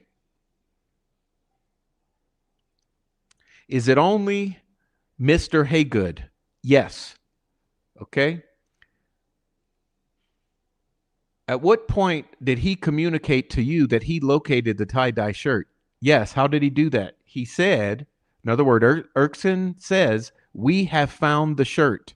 We have found some black Nike shoes. Whoa! Isn't that rich? Oh my God. What the? Oh my God. Oh my God. Oh my God. That is bullshit. This is bullshit, Alado. You don't say. Let's read that again, Profi Poo. He said, we have found the shirt. And he said, we have found some black Nike shoes. Well, God damn.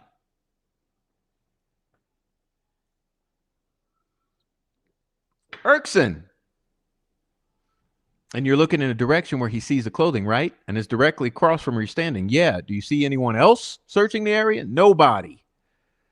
And I'm pointing to the area between Deer Creek directly up to the cemetery. Nobody was over there. Okay.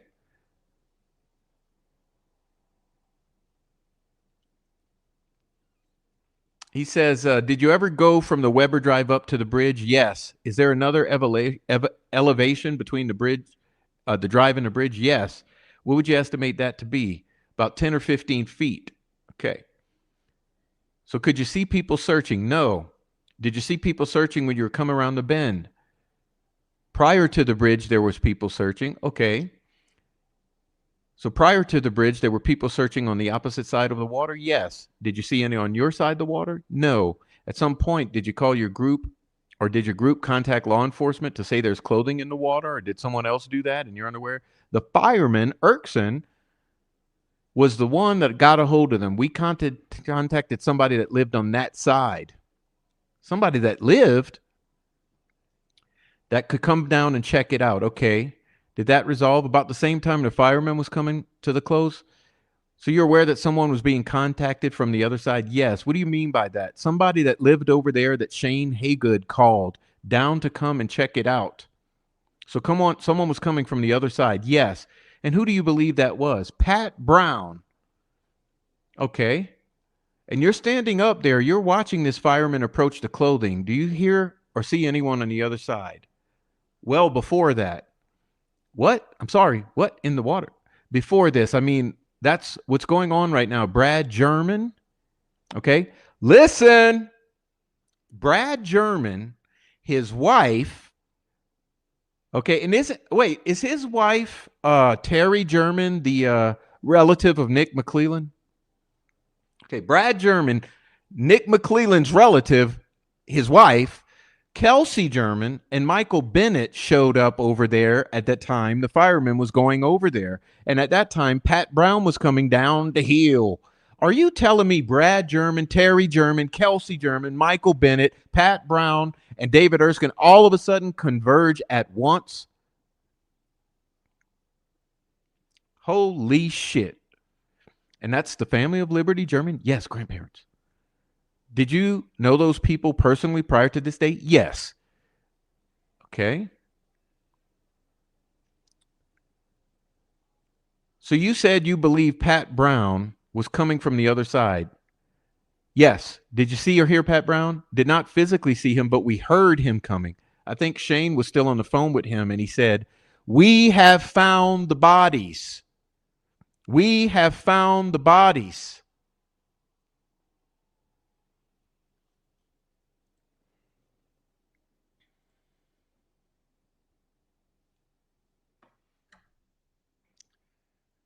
This ain't making sense.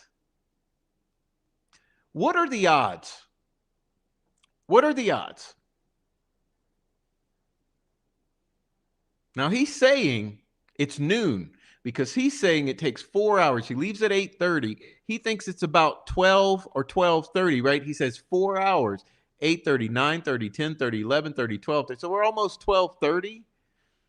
And we arrive at High Bridge. We see a shirt. Why did no one else see the shirt? Okay, it's 12 o'clock or later, according to this narrative. 12 o'clock or later. You've had people out there all day. You've had people obviously crossing the High Bridge all day. No one looks down in the water near the High Bridge and sees this tie-dye shirt that's sticking out, hung up on some limbs.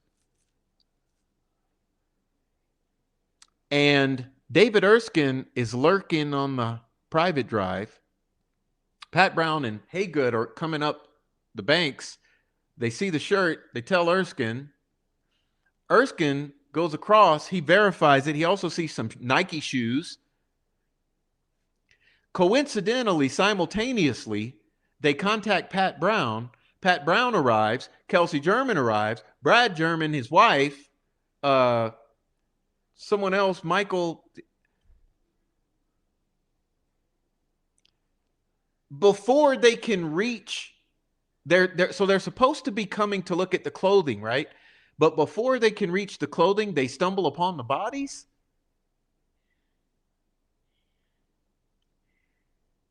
Where's everybody else?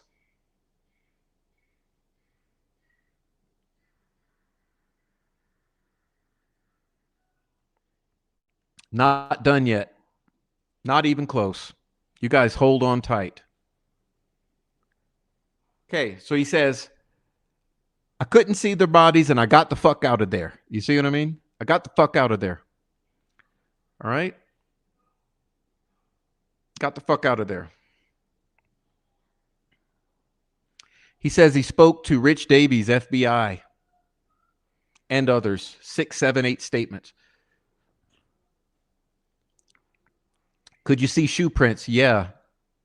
The other guy I was with, that's Haygood, could see shoe prints.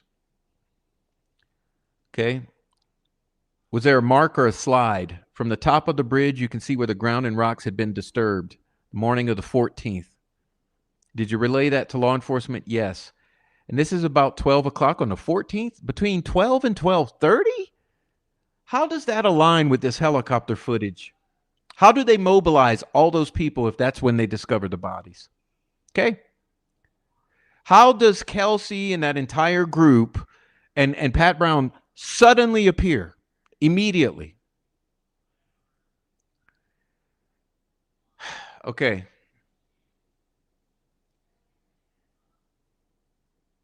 Trying to get to the next shit that's necessary.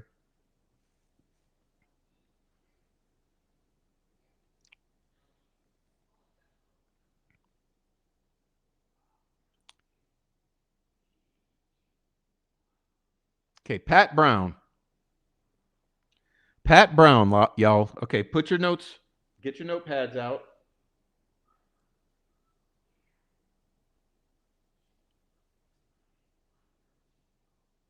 Okay, because suddenly we're looking at Pat Brown. Okay. How far is Lafayette from your home? 25 minutes. Are you familiar with the Monon High Bridge? Yep. Is your home in the vicinity of others? Yep. About 1.5 miles, 2 miles away. Okay. In 2017, were you familiar with Liberty German or her family? Yep. In what way? I've known Mike since high school. Are we referring to Mike Patty? Yes. Oh my God. Bruh. This is bullshit, Alado. It was our job to help law enforcement. So we got another family friend, okay? Childhood school, since high school, family friends, Mike Patty. My daughter's about the same age as Kelsey. Okay. All right. So do you recall on February 13th was a day off school? Yeah. Did you work? Yeah, at some point. Did you become aware that Liberty and a friend of hers were missing? Yeah, that evening. I went to work that day, worked all day long, 3 o'clock, got off work, drove home. On my way home, stopped at the parts store to get an oil filter, but that bullshit. Started to cook supper on the grill, and that's when my wife said that Becky had posted on Facebook that the girls were missing.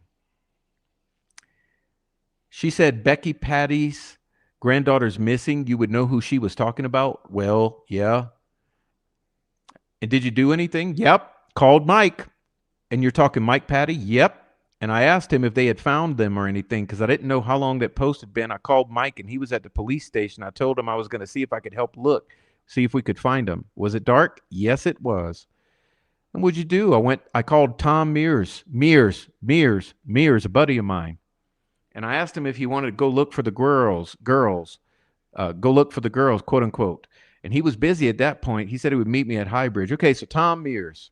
We've heard a lot about the Mears name. Yes. Are there a lot of Mears? Yes. Family members? Yes. Do they all live in the same vicinity? Yes, most of them do. So you made arrangements to meet with Tom Mears? Yeah. I went and parked. I went over to the cemetery, which I pulled into and parked. I walked around the cemetery.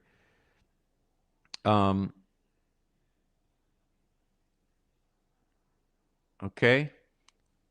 He said, I come down this road. I stopped here at Ron Logan's house. Why'd you stop at Ron Logan's? Well, I stopped to ask him if he might have seen the girls. I didn't know. Maybe he'd seen them walk by or anything like that, so I thought I'd ask him. Was there anything unusual about your conversation? No. Did he indicate he's seen the girls? No. What did you do? So I left there and I come down the road, come to this edge, turning into the cemetery, park my vehicle right in this area. You in the cemetery? Yes. And there's a ravine that runs through here. So I come around, I think. I knew there was people on the bridge. I could hear them. I could see lights. So I come around and I walked along this ravine this ridge, and I worked my way along the ridge to the bridge back here. And then I found they had a vehicle backed up, and they were getting a drone out to fly a drone. Excuse me, y'all. Excuse me. Do you realize that the ravine is the expressway to the crime scene? Okay, let's take a deviation. Okay, we're going to deviate. Let me be a gentleman here. Let's get what's necessary. Okay, so just key point here. Key point for you all. The ravine is the expressway to the crime scene. Okay?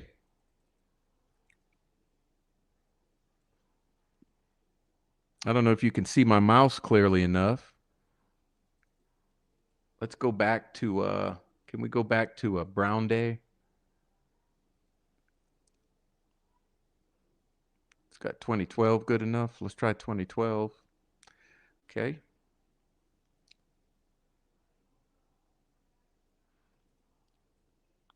Why would it do that? Okay.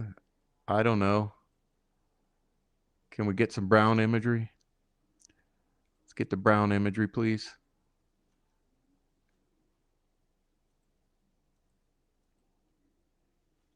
All right, that's good enough. The ravine is the expressway to the crime scene.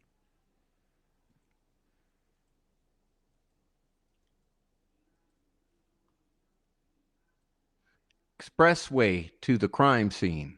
The ravine. Okay, do we get it? The ravine is the expressway to the crime scene.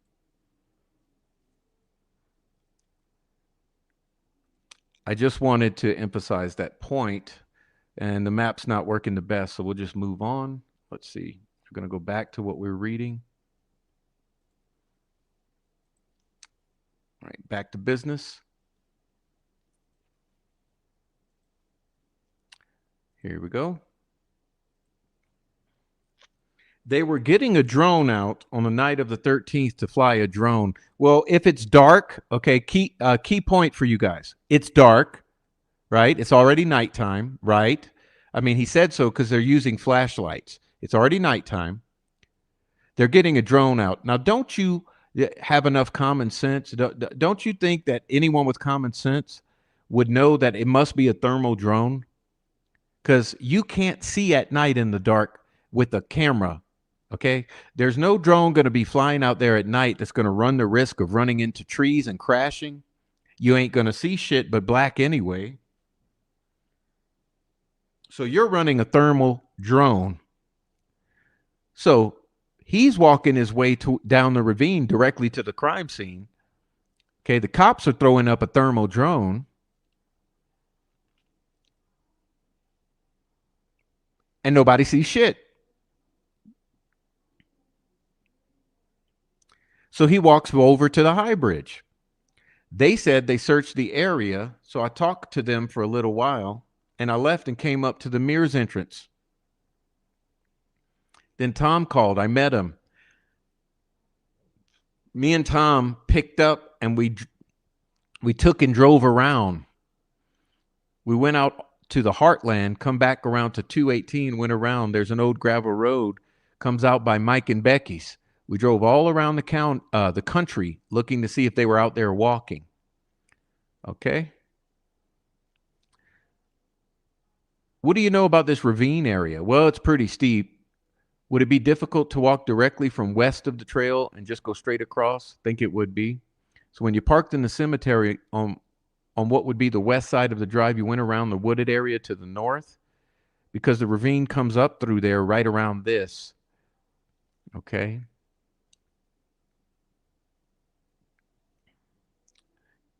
I walked along here and worked my way to the bridge, right along through here to the bridge, okay? So you came up from the cemetery down the ravine towards High Bridge. Yes. Did you ever cross High Bridge? No. And then you went backward on the trail? Yeah.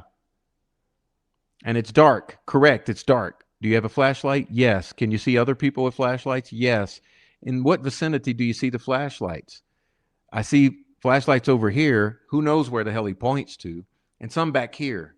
Who knows where the hell he points to? And a couple back here at the bridge.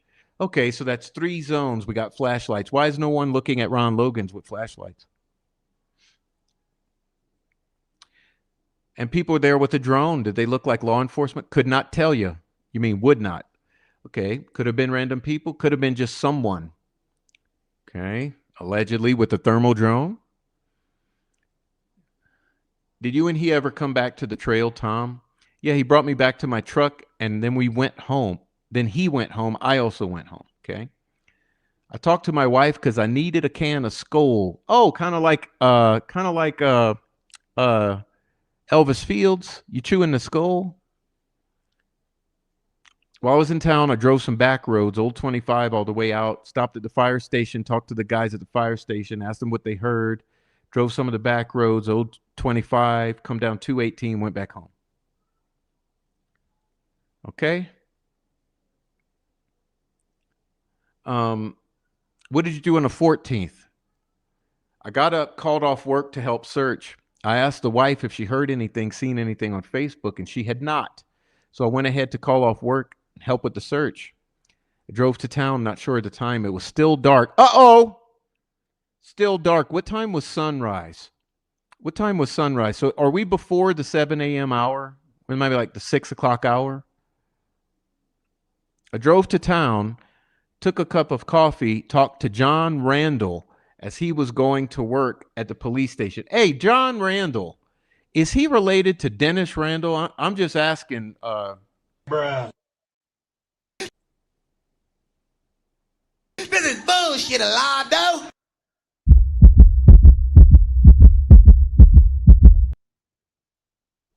Okay, John Randall. After I got done talking to him, I drove back home because the daughter was getting ready for school. Well, that means it's before 7:30 then. Then I drove back into town again after she got ready and gone. I went to Stonehouse. I met Tom and his father-in-law. It's a local restaurant downtown. My daughter got on the bus. Okay, what happens there? Drinking coffee. We went across because they was doing the thing over at the firehouse. So went across to see what was going on over there. I was talking about the search and everything, and Officer Mullen seemed to be heading it up. Gave us his phone number and everything. So did you collect phone number of Steve Mullen? Yes. Prior to that, would you have had it? No. Did you know he was chief of police? No. So you get a phone number. Me and Tom we went together. We come out because they say they're going to be using helicopters and stuff and fly them over this area. Okay. We went over that way, east of the cemetery. There's a couple of fields over there, farms along the creek. We went over there, looked. Yeah, he's talking about the Mears property over down by Wilson Bridge. Okay, hello? There used to be a cave on the side of the creek, the hillside or whatever, Wilson Cave. There used to be a cave in there. So we went to check and see maybe if they have gotten in the cave, and the cave have collapsed long before that. So there were trees over it. So we moved on, checked a couple other places. When we got done, we went back to Tom's house because he was getting some wood cut up. He has a sawmill. We went to his house, messed around a little bit, got a call from my daughter. She wasn't feeling well, so I went to school, picked her up. Well, where's the urgency for the search? Hold on. So suddenly we stopped the searching to go fuck around with the sawmill? I mean, dude. Bruh.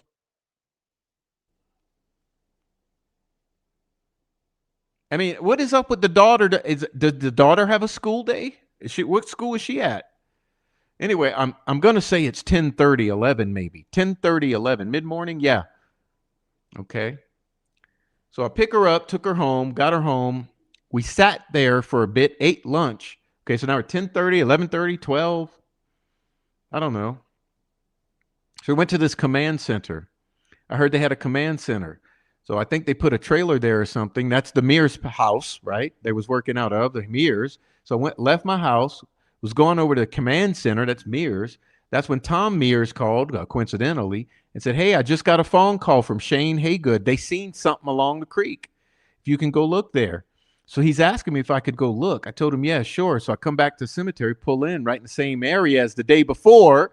What? How do you pull in and get the same parking spot when there's 50 vehicles out there?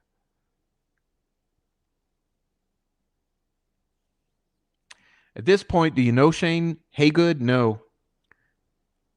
Okay.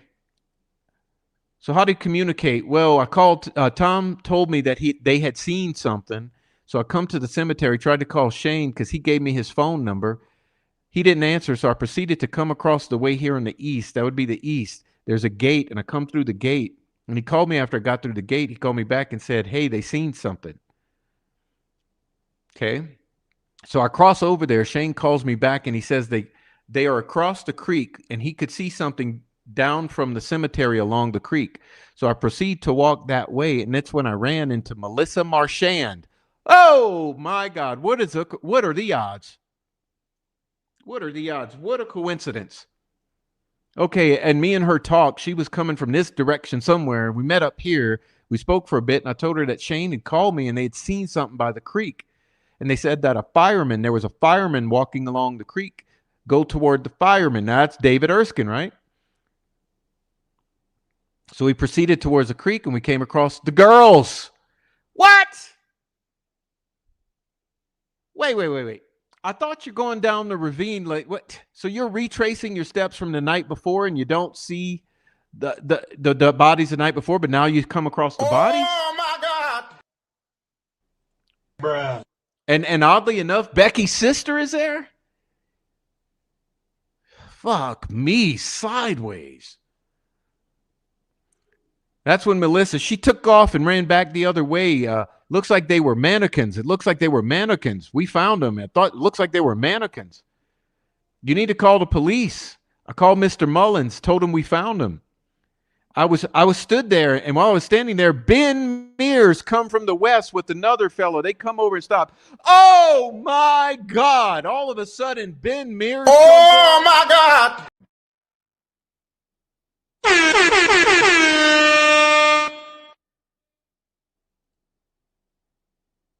Bruh. This is bullshit, Alado. It was our job to help law enforcement. Ben fucking Mears just magically shows up the minute you find the bodies. Holy shit. Okay, sorry guys, I'm yelling. And the fireman, that's Erskine. He come here. Okay, so now we got Becky's sister. Okay? We got Pat Brown, right? We got David Erskine. We got Ben Mears.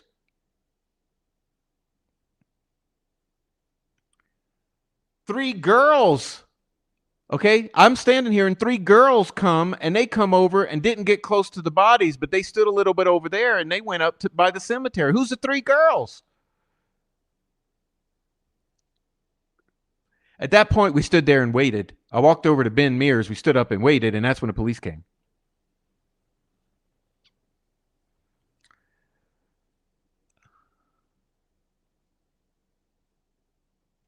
Okay, at some point, did you go closer to the fireman, David Erskine, who was in the water? Yes, I come to the creek where Ben Mears was with another guy standing with him. So I followed him through, and the guy dressed in the fireman's clothes was over here, and I was standing. Wait, who's with Ben Mears now?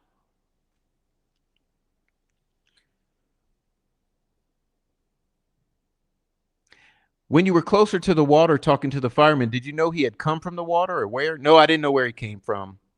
This way or that way. And you saw Ben Mears? Yes. And he came from this direction, from the west? Yes. Did he come from that direction after you saw the bodies? Yes. And when you said you were with Melissa, do you know her to be a relative of Libby's family? Yes. Which direction did she go? She went left. She went back up this way. After she got away from me, I don't know where she went. Did you leave the vicinity of the bodies after you saw them? Yes. I walked over here with Ben Mears. Could you see the area where the girls' bodies were? I could see where they was at, but I could not see them. So if you're along the edge of the water, looking towards the cemetery, do you believe you would have been able to see Abby or Libby? No. How close did you get to the bodies? Roughly 5 feet. Right in there. Were you any closer than you and I? Probably this distance. And did you see anyone with you get closer to the bodies, closer than 5 feet? No. Could you see Shane Haygood on the other side of the water? No, I didn't see nobody on the other side of the water. Did the police arrive before you left? Yes. And what happened? We were standing there. I was standing there. Ben, the other guy, and the other guy in the fire department garb, we assume that's Erskine. Police officers came down and they went and took our information. They asked us to leave the way we walked in. Did you see law enforcement come from the cemetery? Yes. Are these the first police officers that you see? Yes. What? Oh my God. First police officers. My God. Bruh, this ain't making no sense. Okay. So everyone skedaddles, right? Everyone skedaddles. I'm going to forward a bit. Okay.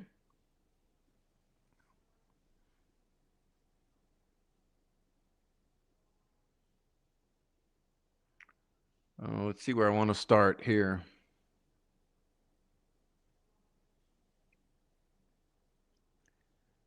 Okay, a bunch of police officers had arrived fairly quickly. Well, the two showed up and they come and took our information. And as we were leaving, others were coming in. Okay. A bunch of police officers. Yes, several. In uniform, yes. Guns, yes. And they walked to the area. They walked straight in that area. Okay. And you encountered the police all the way up to the cemetery? Yes, lots of police. Well, there was a few. You're a deer hunter. Correct. Okay. Are there lots of coyotes and buzzards? Yes.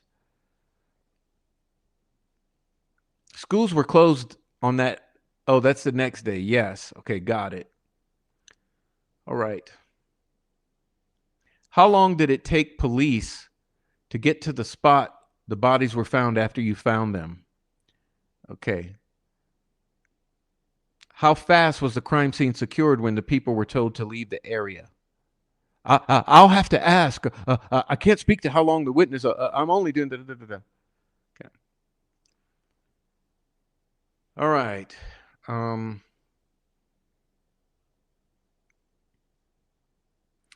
going to see what's next. Let's take a look.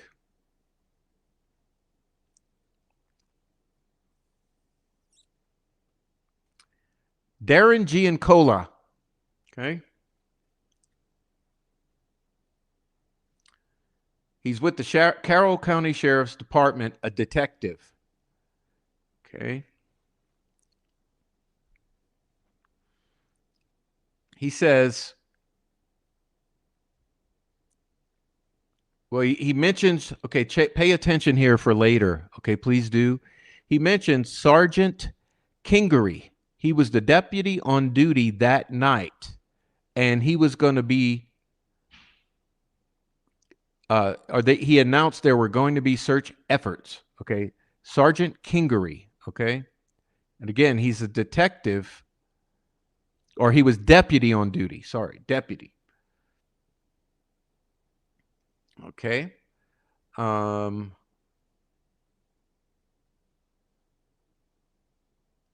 to forward through this. Oh, I see what I have to do. I need to move on to the next page. Okay, next page. Let's see. Thank you for sticking with me, guys. We're getting through this. We're almost there. I apologize for the lengthiness of this. Okay. We're almost there. Okay, here we go. All right. This is, again, Giancola. Okay, so we're going to get into the meat and potatoes here with him.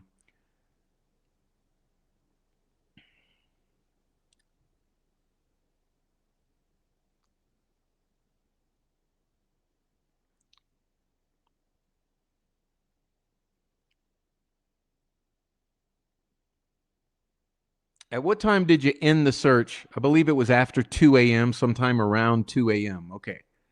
I went back home. We were going to reassemble at 7:30 7:30 in the morning. Okay, but listen, you guys know because you're OGs, they were out there at 4:30 in the morning. There is television footage on camera of a bunch of guys out there with flashlights at 4:30 in the morning. So just because the official people were going to kick this shit off back at 7:30 doesn't mean there weren't people out there at 4:30, 5:30, and 6:30. All right, so moving on.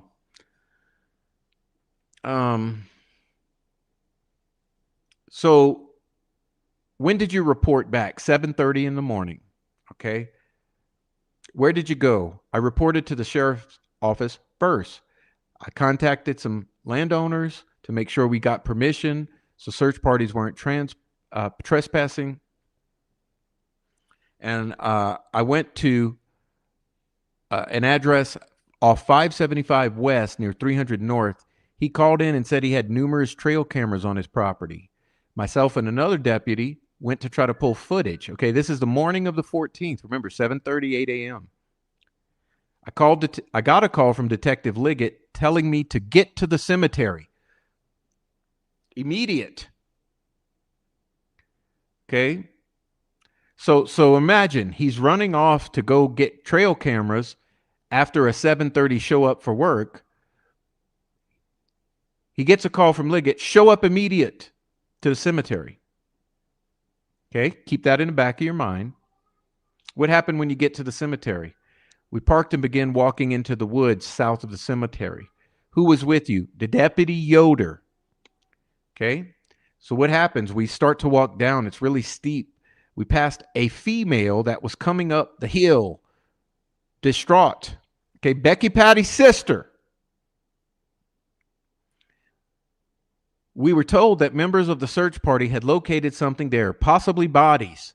So I knew they were down there. I just needed to get there to them. Okay.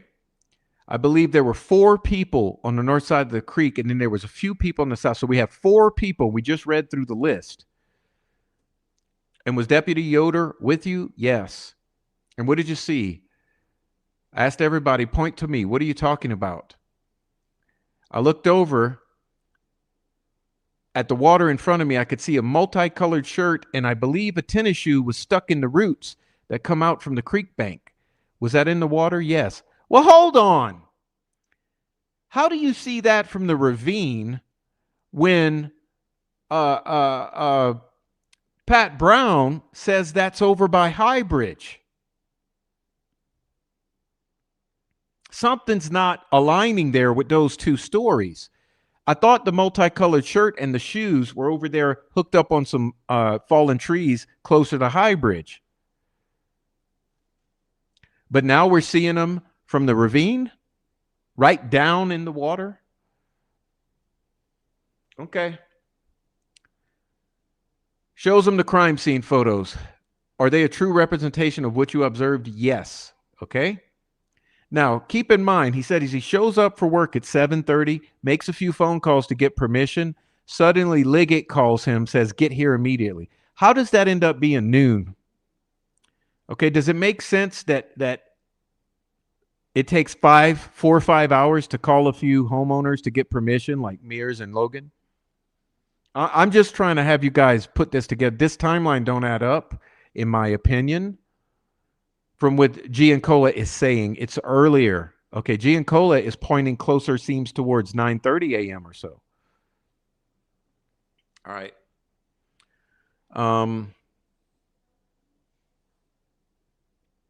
And then he comes up with this story that doesn't make sense about he can't find the bodies. How do you not see the bodies with a bunch of people? There's 4 people guarding the bodies. Okay, they're 5 feet away from the bodies. How do you not immediately know where the bodies are when there's this group of people right there? How do you bypass them and go straight to the water? I don't understand it.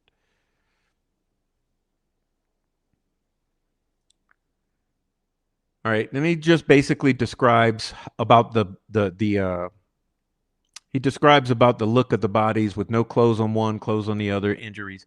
How close did you get? Maybe about 10 yards. That's 30 feet. Okay. When you approached the body, was anyone else around them? No.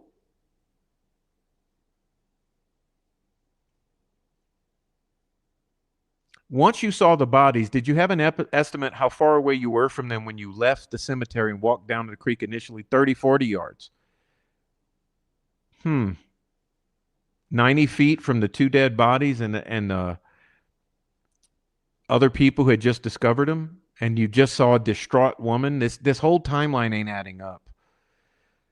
I immediately contacted, Deputy Yoder began taking down the names of people who were on our side. I contacted Detective Liggett, told him what I discovered. I made sure no one accessed the crime scene. During your time, did anyone get near the bodies? Nope. Okay. How long was it before other officers arrived? Not very long. Within minutes, some troopers started showing up and investigators. ISP? Yes. They were the first to arrive? Yes.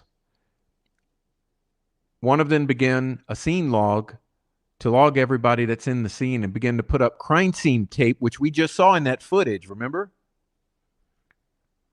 Did any others enter beyond the crime scene tape? No. Okay. Once the proper investigators were there, we signed out, we left the crime scene, and Liggett directed us to the opposite side of the creek where I was searching the night before to make sure no one tried to access the crime scene from that side. Okay. When you went to the other side, did you use the lane or the private drive? I did, yes. And where did you stop? Just past the bridge. You know where all those vehicles were. Okay. So we're going to move on, okay?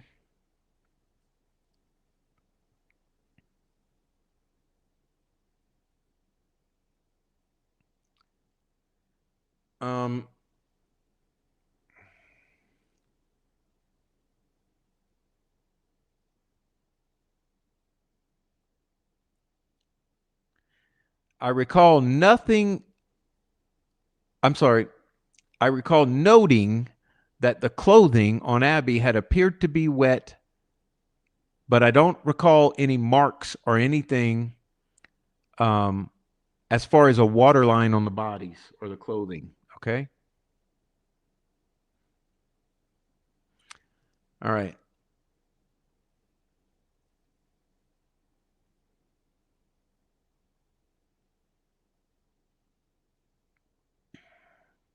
Now we're going to move on to Jason Page, okay?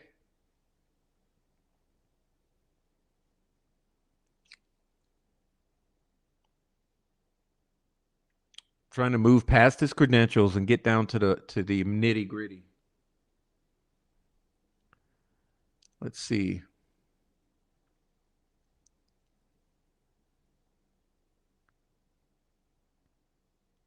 He says, I think I arrived around 1:30 p.m., maybe slightly before that. I was asked to park my vehicle up at the cemetery. Okay, it was a staging area, just what we saw in the footage. So I parked up there and walked down this steep grade.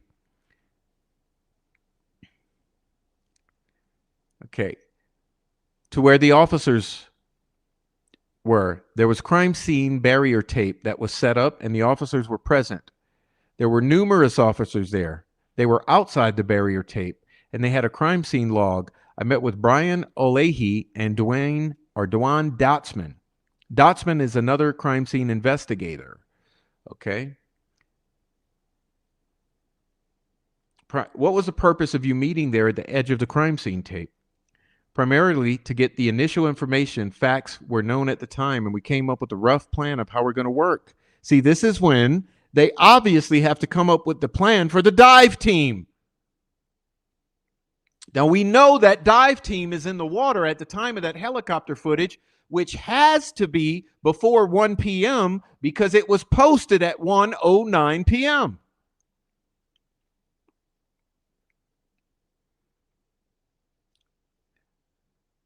The barrier tape was approximately the size of a football field, roughly, and our primary focus was going to be around the immediate area of where the girls were located. At the same time, we had other officers were at the scene. We arranged for them to search outside that area from where they were reported to have last been seen to the barricade tape. And then there was also a dive team are people assigned to a dive team that were doing searches of Deer Creek itself. So you see what I mean? This is the dive team who's searching after the bodies are found. Bruh. Oh my God. All right? So let there be no confusion. The dive team, so he's saying this is 1 or 1:30. But no. It has to be hours prior because all of this has to be mobilized, right? So there was a water rescue team working in the creek. Yes, I saw them there when I arrived. What? That don't add up. How are they there when you arrive and you arrive almost immediately? Why would they be searching that creek? I mean, guys, please hear me. Why would they be searching the creek prior to them arriving? They discovered allegedly the bodies at 12:15. He arrives at 1:15 an hour later. How on earth would they already have a dive team searching the body of the creek? It's just the times do not add up. And like I said, the helicopter's floating up there at least prior to 1:15. It's insanity, pure insanity. And honestly, I think some of these guys are duped. This guy seems to be duped. How does he not realize that if those bodies had just been found, that dive team should not have yet been in the water? It would have taken time to mobilize that. This timeline does not work. Okay. Due to the trees and some of the some of the what is he saying? Some of the helicopter photographs, it's difficult to get an understanding of the topography. So I merely took a topographical map and placed basic landmarks on top of them to compare. Did you designate Sergeant Datsman, Sergeant O'Leahy, and you designate what you called ground zero? We did. Through our search area, initially, we do a visual examination to see what items are obvious to us at the time. And it seemed like from that, during our continual search, all the primary evidence that we observed was confined within an area of approximately 30 feet in diameter. Ground zero. We did not put crime scene tape around this, but this was an area that we pretty much worked the entire day, and then officers remained outside. Okay, so imagine. Size of a football field approximately is the primary crime scene area, with ground zero being a 30-foot diameter. Okay. And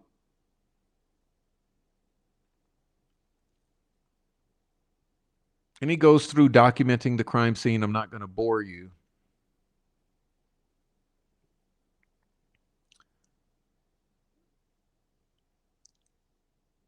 Let's see. So Paige says, this is the general location of where the barrier tape was. So I parked up the cemetery, walked down to the grade to the floodplain, as we called it, and there was a barrier tape. It's approximately the size of a football field, okay? The section here beneath the cemetery is pretty rough. I think most of us walk down the side towards the right of this image. The grade's a little less steep, but you can see by the markings it's fairly steep. Areas closer on the cemetery side of Deer Creek, between the high bridge and barrier tape, shows it's much more sheer. Okay. Did you spend on the following 2 days after the 14th an amount of time in this area? I did. Okay. There's a rope line I used to further designate our approach in and out of the crime scene as we worked throughout the day. I put a little arrow to show that this is the general location where the scene log was. And you walked straight in and tied a rope to a small tree, and that was a natural tree line in this area. Okay. We were systematically examining the ground to see if there would be any potential items of evidence or disturbed areas. Okay. We We spent a great deal of time just walking the path, making sure there was nothing there, and we were able to get to a point approximately 20 to 30 feet away from what I later called ground zero to do our examination. Okay. And you left the crime scene area that evening approximately what time? 10:20 p.m. on the 14th. Okay.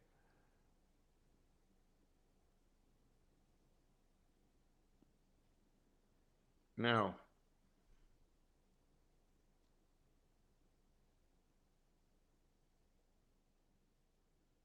I don't need to go through describing the crime scene to you. You know, it's all there. We can go over it at a different point. But he describes that he took photographs on the 14th, 15th, and 16th.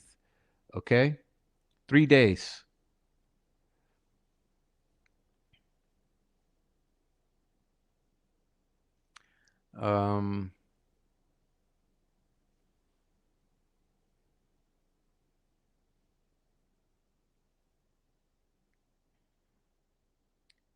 Sorry, I'm trying to find my page number now.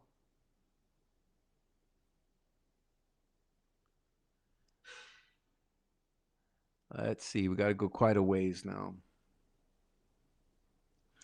It's like we don't have to go over this crime scene. This is not about the crime scene. We're just covering finding the bodies, okay?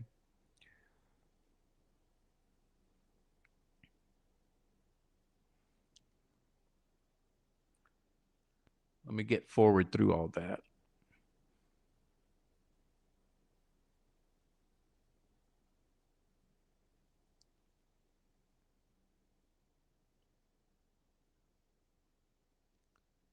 All right.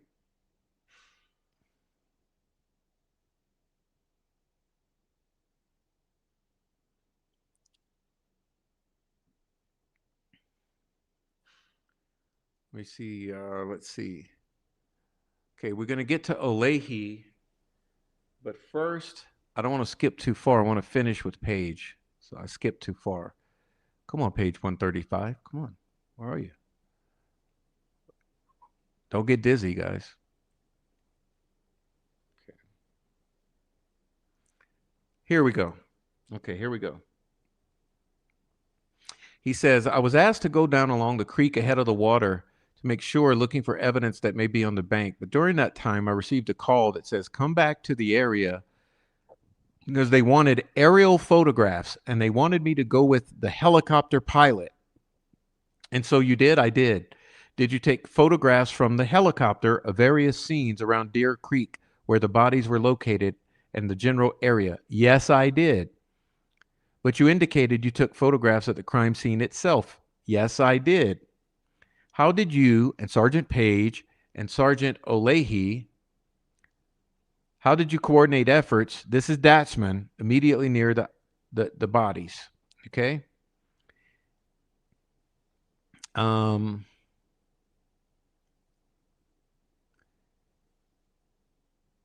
He says ground zero was right around the area where the bodies were located, within several feet of the victims. Okay. He says, when did you depart the scene? 10:30 p.m. Okay. Okay. Now we're going to move on to the next one. This is page 136 I'm looking for. He says, so the water rescue team is those individuals in the bright red colored neon yellow hats? Yes. Okay. And he says, the bodies are here next to the base of this tree. There's one here and here. And they're both laying on their backside. Yes. And that's how you've seen them even before you'd taken this helicopter ride? You took these photos? Yes. And did you have difficulty seeing where they were? It was difficult from the helicopter to see down through the trees. And we had an officer down on the ground using the strobe function on a light, trying to get our attention to where he was close to the victims. And was it still difficult? Yes. Now, as you approached from the cemetery, did you photograph from the edge of the cemetery heading towards the crime scene? Yes, I did. That's the helicopter, right?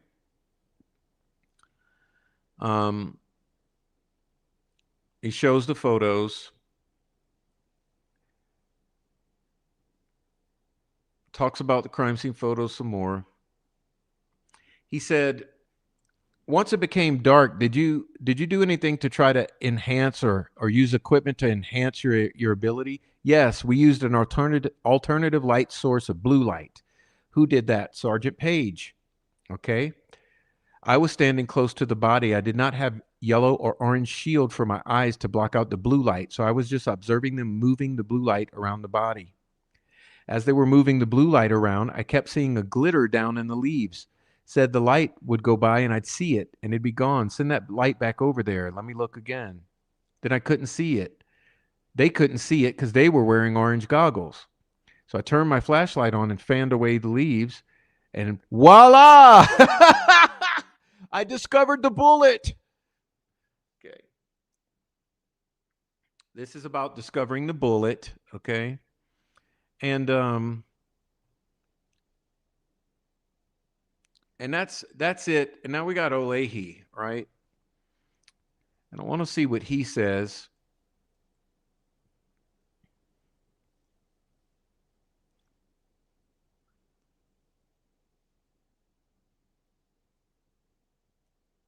Okay, he says,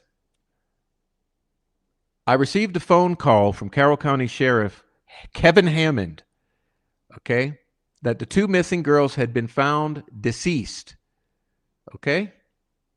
Now, imagine, he says he went right to work. Okay? I entered my vehicle and drove to the area where he requested.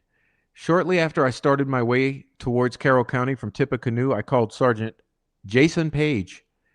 Okay? So I requested he come assist me.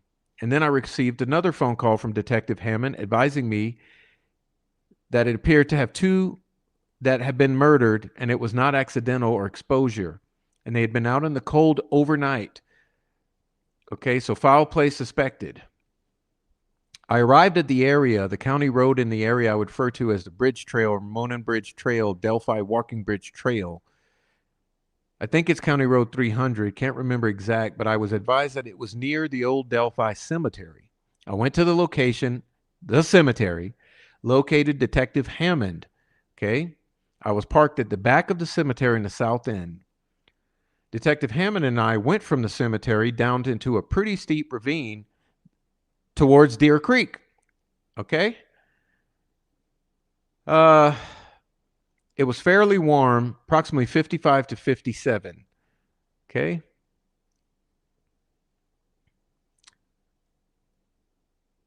I'm not a deer hunter, but several of my friends are. It was an area I would call prime deer country. Why talk about deer again?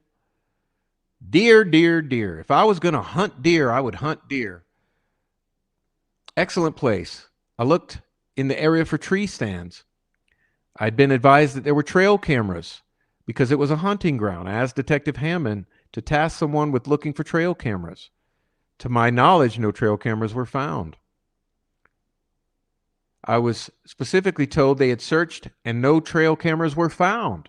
I recalled asking them to reach out to local data and plat maps to determine who the landowners were and reach out and determine if there were any deer hunters who hunted the property. Okay? In my experience, not only the owner, but in Indiana, other people will often hunt. I asked them to reach out to the landowners to see if they had permission for anyone to hunt. As I was coming down the hill, I reserved trooper Wes Ennis, who was putting up crime scene tape over a large area. I recall speaking to Wes and asking him to make the area very large and broad, and that's part of crime scene documentation, is not too narrowly define your crime scene so that you don't leave anything out. And I was also aware that a crime scene log or an entry log to document who entered and left the scene had already been started prior to my arrival. Okay? When I got down to the bottom of the hill, I was logged in by the trooper who was maintaining the crime scene. To my recollection, that was Trooper Larry Moat. Okay? I would say the areas where the bodies were located was designated probably 23 to 30 feet around would be ground zero.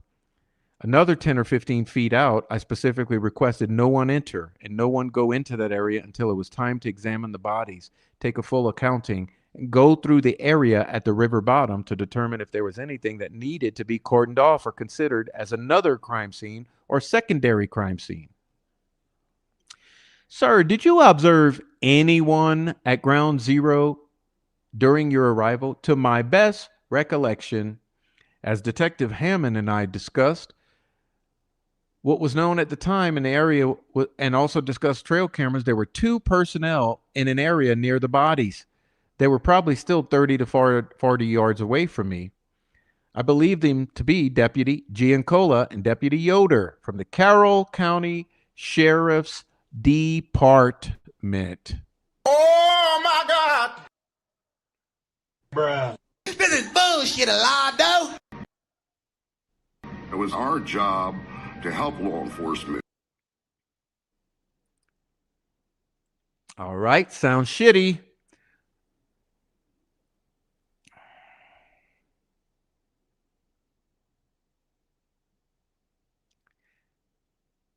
As a crime scene investigator, with all the cases I've worked, 90 to 95 were for other agencies other than ISP. They were for marshal, sheriffs, and other people. So at Kevin Hammond's request, I came to assist the Carroll County Sheriff's Office as leading agency. I took my role as lead crime scene investigator at the scene based upon the fact that this is primary county assigned to me. I would say upon the arrival of Sergeant Page and Dotsman, both had more time and experience as a crime scene investigator than me, but I would still consider myself as primary because of the location where the crime occurred. I would all say we worked together as a team. And anyway, blah, blah, blah, blah. Did you act with anyone else or interact with anyone else? Yes. I did. Staff members of the FBI, okay? FBI experts called their ERT team, Evidence Response Team. And it's my understanding that this FBI Evidence Response Team is multiple members of the agency who are trained in the collection of evidence. Okay? So, in other words, him, Dotsman, Olehi, and the FBI ERT Evidence Response Team allege that they're doing this. One of the tasks I asked the FBI Evidence Response Team to do was collect items located during the search of the area prior to my arrival, which included items of clothing found in Deer Creek and in the water.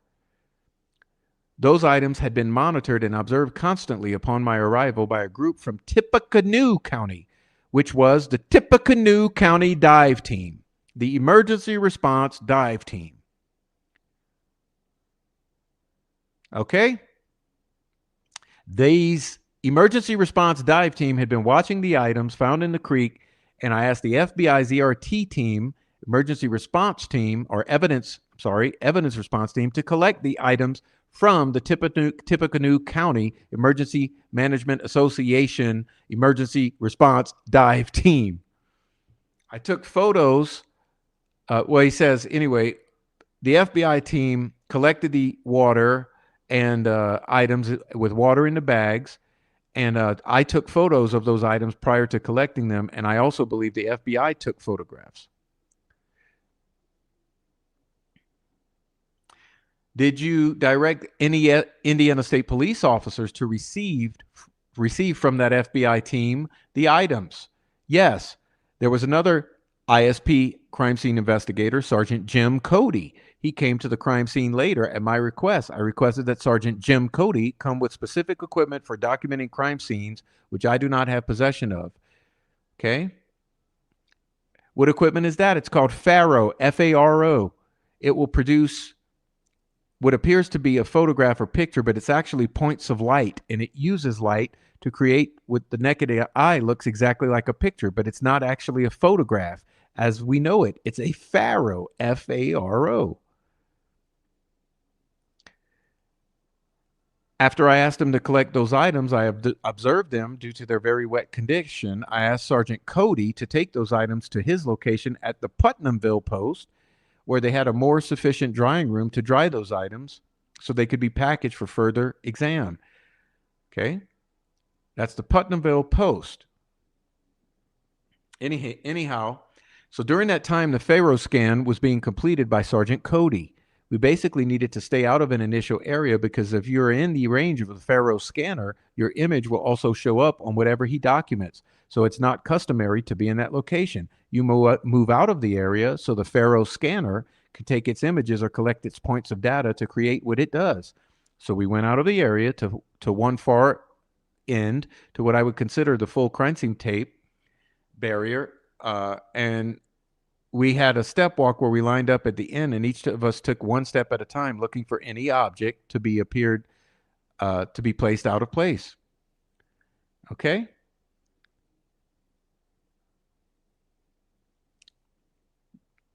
Anyhow, he asked more about photographs and bop, bop, bop, bop. That's it. Okay, so let me get this down and we'll carry on.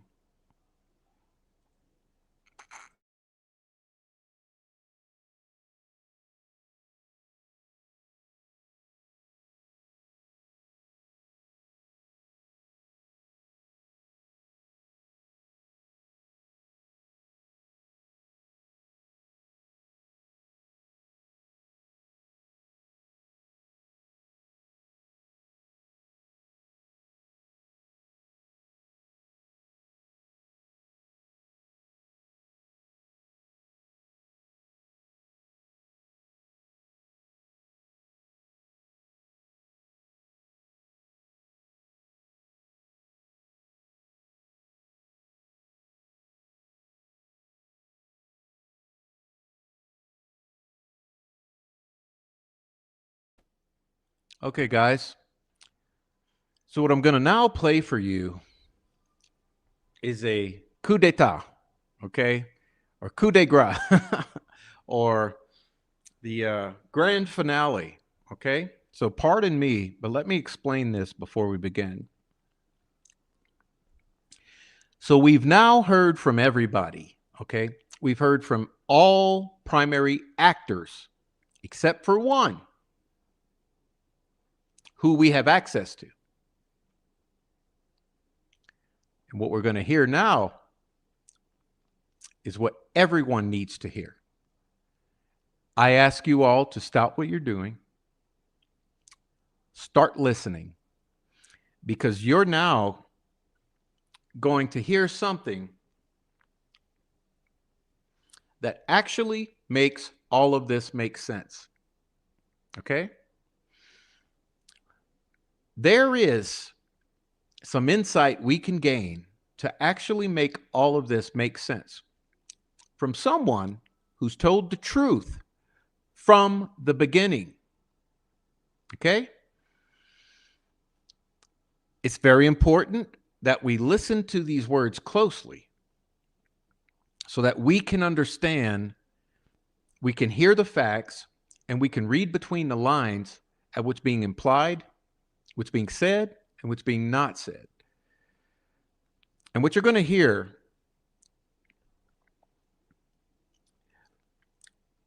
Mr. David Erskine was kind enough to go on the record with Mr. Frank Wessling and tell us his version of events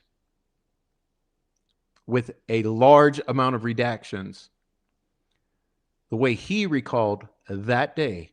And you just heard what their recollection or their relating of his role in this was. So now let's hear it from David Erskine's perspective. And again, thank you to Frank Wessling for doing this for the community, because this is extremely important. And this is the point where we all should be listening. And I'm going to be listening. I'm going to try to avoid stopping it, but I will be stopping it because there are points that need to be emphasized. So here we go. Thank you. Let's have a good time. That ain't it. David, from what I got told, is that you cannot cross the creek with, I mean, you stood there, right? In the cold water. Do you think it's feasible for those girls to cross the creek in this condition? Yes. Is there evidence for that? I don't know if there's evidence of them crossing the creek. I have no idea on that. Mm-hmm. Like, if you're just asking me if it's possible to cross the creek, yes, it's knee deep. No, it's knee deep for how high are you? I mean, how tall? Sorry. How high am I, Snoop Dogg high? Drop it like it's hot, right? 5'11"? You're 5'11". So for you, it was knee deep. Yeah. And the deepest part was knee deep. Okay. When you think of creek, it's a creek. It's not a river. I get that. Were there any signs of, like, tire marks? Where? Where? Good, good one. Okay. When I did my interview with Eric Williams, right? He said he saw fresh tire marks at the 13th late at night. Do you know what Kay Weber's property is? Of course you know. Okay, fair enough. The girls were technically caught up. Oh, go ahead. Sorry. It lived in Delphi. I didn't know where the bridge was until the 13th. No. I don't know who owns the property around the bridge. Well, that was Kay Weber. I know Mears lived like across the street. Mm-hmm. Ron Logan had some property down there clearly, and I don't know. I know where Hoosier Hardware Store is, the storage units, and that's all. That's the only people I know that have property there. I don't know who Katie Weber is. I didn't know who Ron Logan was until the 14th. Okay. It's just like you got to assume that I know everybody in Delphi, and I know who owns every piece of property in Delphi. I don't know. I didn't live. Fair enough, and I do apologize for that because I just assumed it's a small knit community, and totally take the blame for that. Okay. I guess last question. Did you see anything that... Okay, hold on. Let me rephrase that. And if you don't want to answer it, it is fine. But what eventually led up to the discovery of the bodies? Can't say. Was it a deer? No, it wasn't a deer. Can't say. What? Okay, the question was, what eventually led up to the bodies? Can't say. It is fine. But what eventually led up to the discovery of the bodies? Can't say. Was it a deer? No, it wasn't a deer. Was it a visual implication? Depending on the rest of that statement. So it wasn't footprints? No. Was it drag marks? No. Was it tire marks? No. Okay. Like, are we talking about like four-wheeler tires? Are we talking about car tires? You tell me. I wasn't getting... Okay, ATVs. The only ATVs that were around that I know of were Amy and Elo's on the 14th. So that'd be the only place that I know where tire marks would come from. So there was the 14th. So there was a physical implication. Was it coming from the creek? Yes. Okay. So did it look like something that was obvious? Not at first glance, no. So mud being like dragged away as you would drag something. Do what? did it look like something? Well, you didn't say drag marks.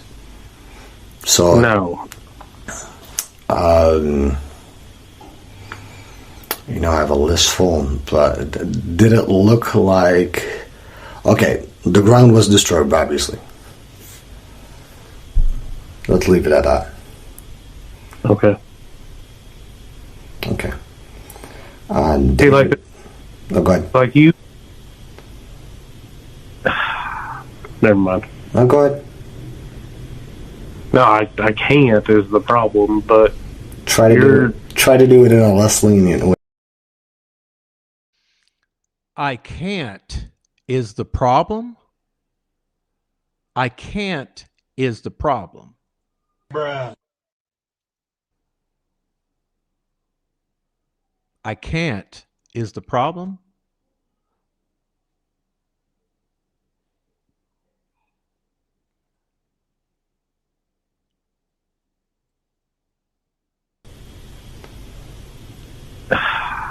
Never mind. No, go ahead. No, I can't is the problem, but try to do it in a less lenient way then. Do a hypothesis. I can't? No, I can't. But I don't know what you're implementing, but it's not even remotely close to what happened. Mm-hmm. Or how it came about. Like, this is the first I've ever heard about in fucking 6 years.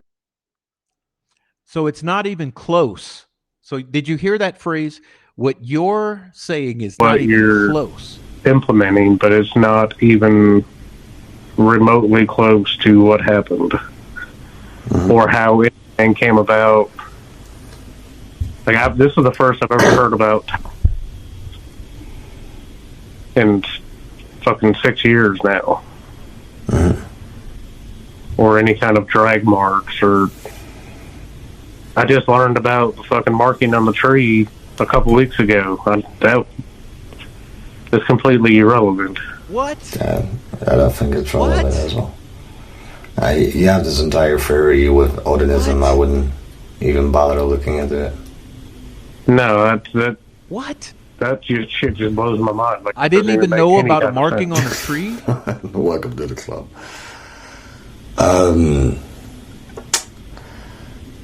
Like, when Chris told me that, I was like, what does that even mean? Yeah.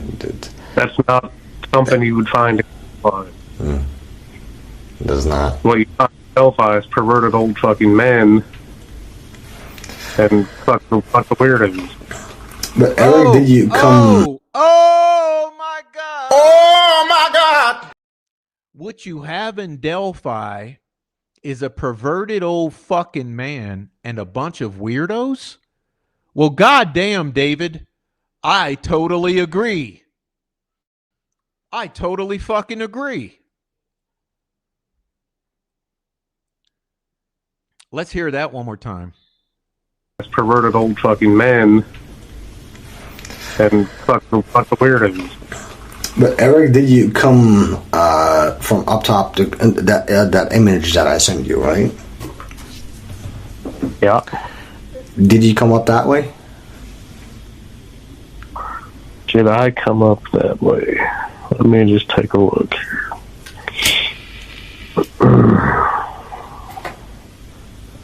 God damn, Anna, didn't she? What? I said Anna got fat, didn't she? Not gonna comment. All right. Which one am I looking at here? The one with with the weeds, you know, like the weeds are really flat and it looks like somebody got drug over there. With some dude in a blue shirt and khaki pants? Yeah. I mean, I don't know if somebody or something got drug over that, but that's not even the correct spot. Isn't it? Is that supposed to be the bank going into the creek? It's from the other side. He is literally behind the girls, from what I Because that's not even correct. Okay. Where's That's the water? not even the correct spot. Well, the water is under. Oh, okay. Hold on. Let me watch with you.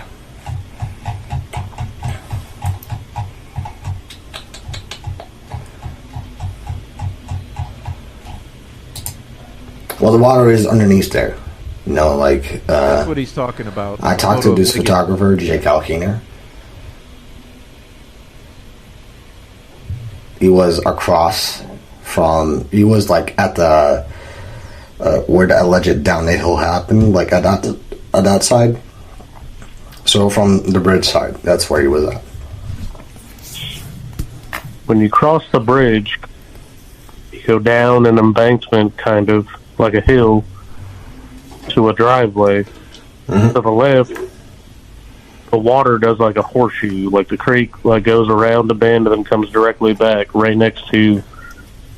There's like a little island in the middle. Yeah. So where is this in? I got that for you, my man.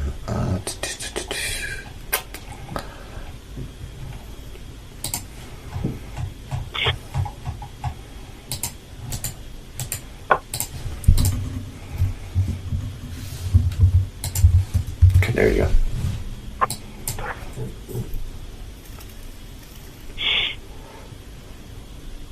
And I don't watch YouTube videos or podcasts. I don't do that either. No, that's fine.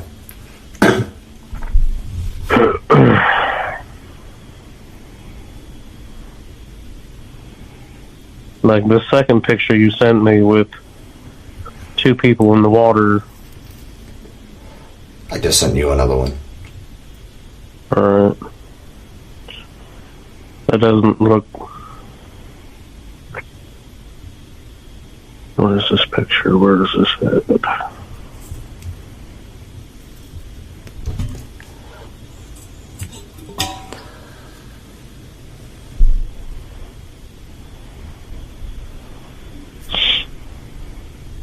Okay, I see what you're saying.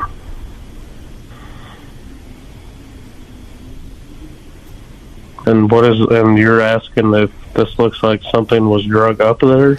If you went up there on that spot, or did you go up on the other side? You needed to wait, right? Did you ever come close to the bodies? I was 20 foot away from them. Mm-hmm. So that is it. You weren't allowed up there. See, I'm not answering that, but that is not 100% correct either. Mm-hmm. So you wanted to. Okay. No, I didn't want to. So one nugget he gives us, he's 20 foot away from them, he says. You wanted to. Okay. No, I didn't want to. What I wanted to do was make sure somebody from law enforcement came to the area that I was at to secure the area that I was at. Did you use and that's what you would want. Okay, that's what you would want, right? So he's giving the right answers here. What you would want is to not go closer than 20 feet to him, and you'd want law enforcement to come in to secure the area immediately, right? The scanner. What do you mean a scanner?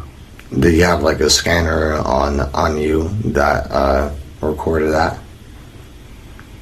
I had a department-issued radio, fire department. Okay. Because that got recorded. That got recorded? We found girls' clothes underneath the creek. Well, that's not true either, because I didn't say that on the... Well, I'm not saying law enforcement didn't. All I'm saying is I did not. You did not? Okay. What I did was contacted Carroll County 911 via radio and told them to call me on my cell phone. And then I gave them... Okay, call me on the cell phone. So understand what's said on the radio, call me on the cell phone. Okay. Then, Eric, did you take those pictures? Not saying. That's fine. Were you with a second individual? Do what? Were you with... What? Oh my God. Oh my God. Eric, did you take those pictures? I'm not saying.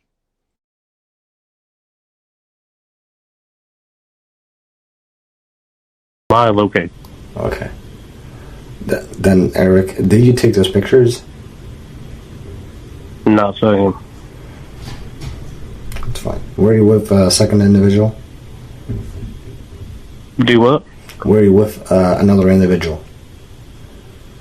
No. Amy and Ella were. No, you in the water. No, I was not. So you were the second individual.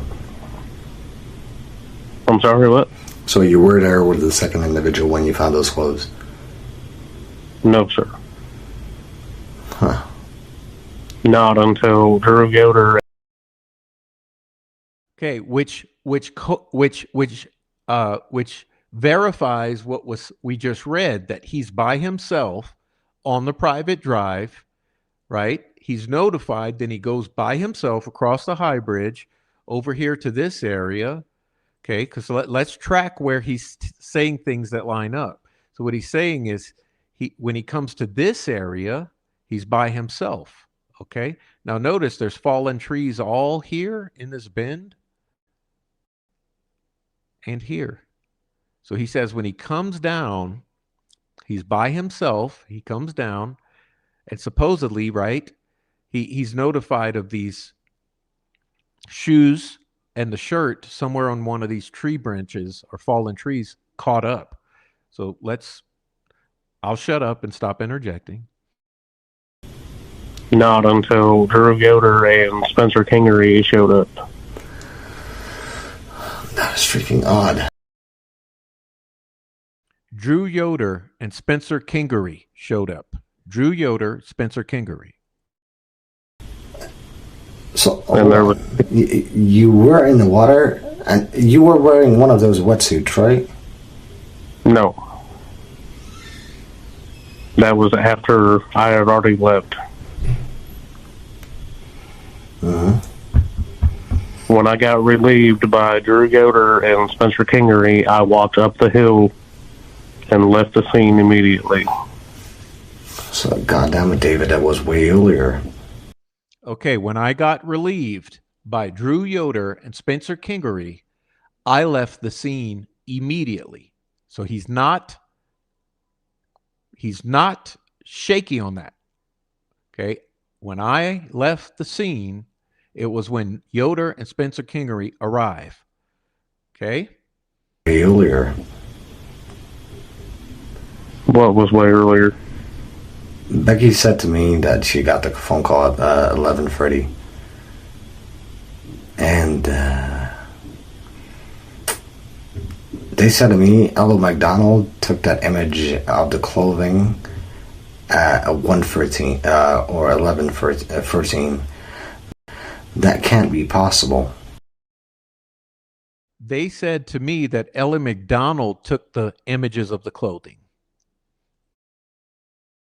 If he found the bodies, how in the world did he then found the clothes as well? Unless you need to tell him. I don't remember an exact time, but it was early than 11:14. It was earlier, right? It was closer to between 9:45 and 10:30. I figured. How in the world did he then found the clothes as well? Unless you need to tell him. I don't remember an exact time, but it was early than 11:14. It was earlier, right? It was closer to between 9:45 and 10:30. Closer to 9:45 or 10:30. What? Oh my God! Bruh. This is bullshit alive, though. Bruh.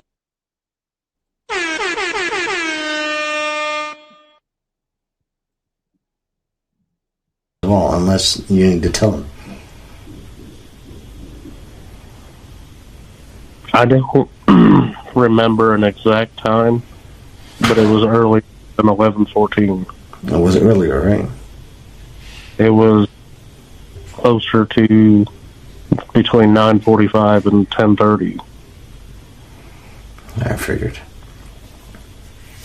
I figured too. Because that's why I was saying. When you kept saying something about helicopter footage and caution tape, well, I'm just like, well, no shit, because it's fact. But it didn't make sense. Because you were there.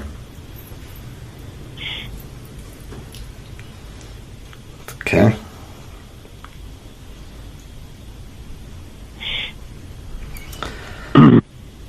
Yeah, in fact, that makes a lot of sense, actually. It does. Like, there's going to be 15 different stories on this. Well, not anymore. Like I said, there's going to be 15 different stories on this. Bruh. But I'm also not...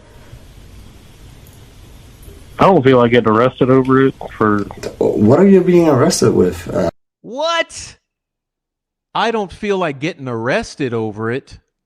What? This is bullshit, Alado.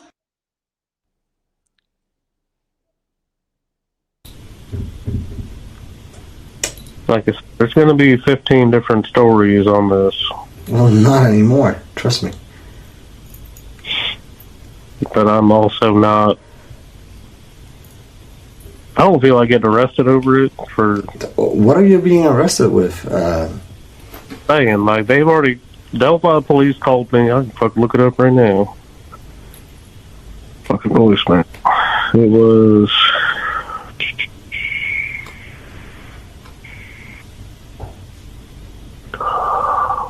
Where the fuck is it?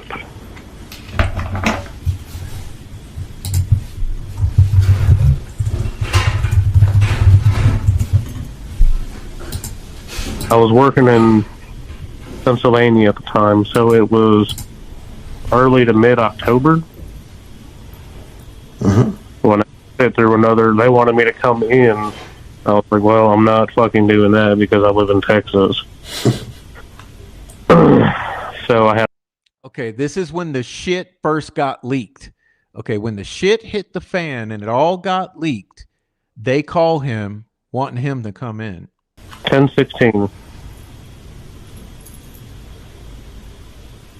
And then October Indiana 16th. State Police called me at 10:18, talking to me October about 18th. people leaking information and still discussing the case. So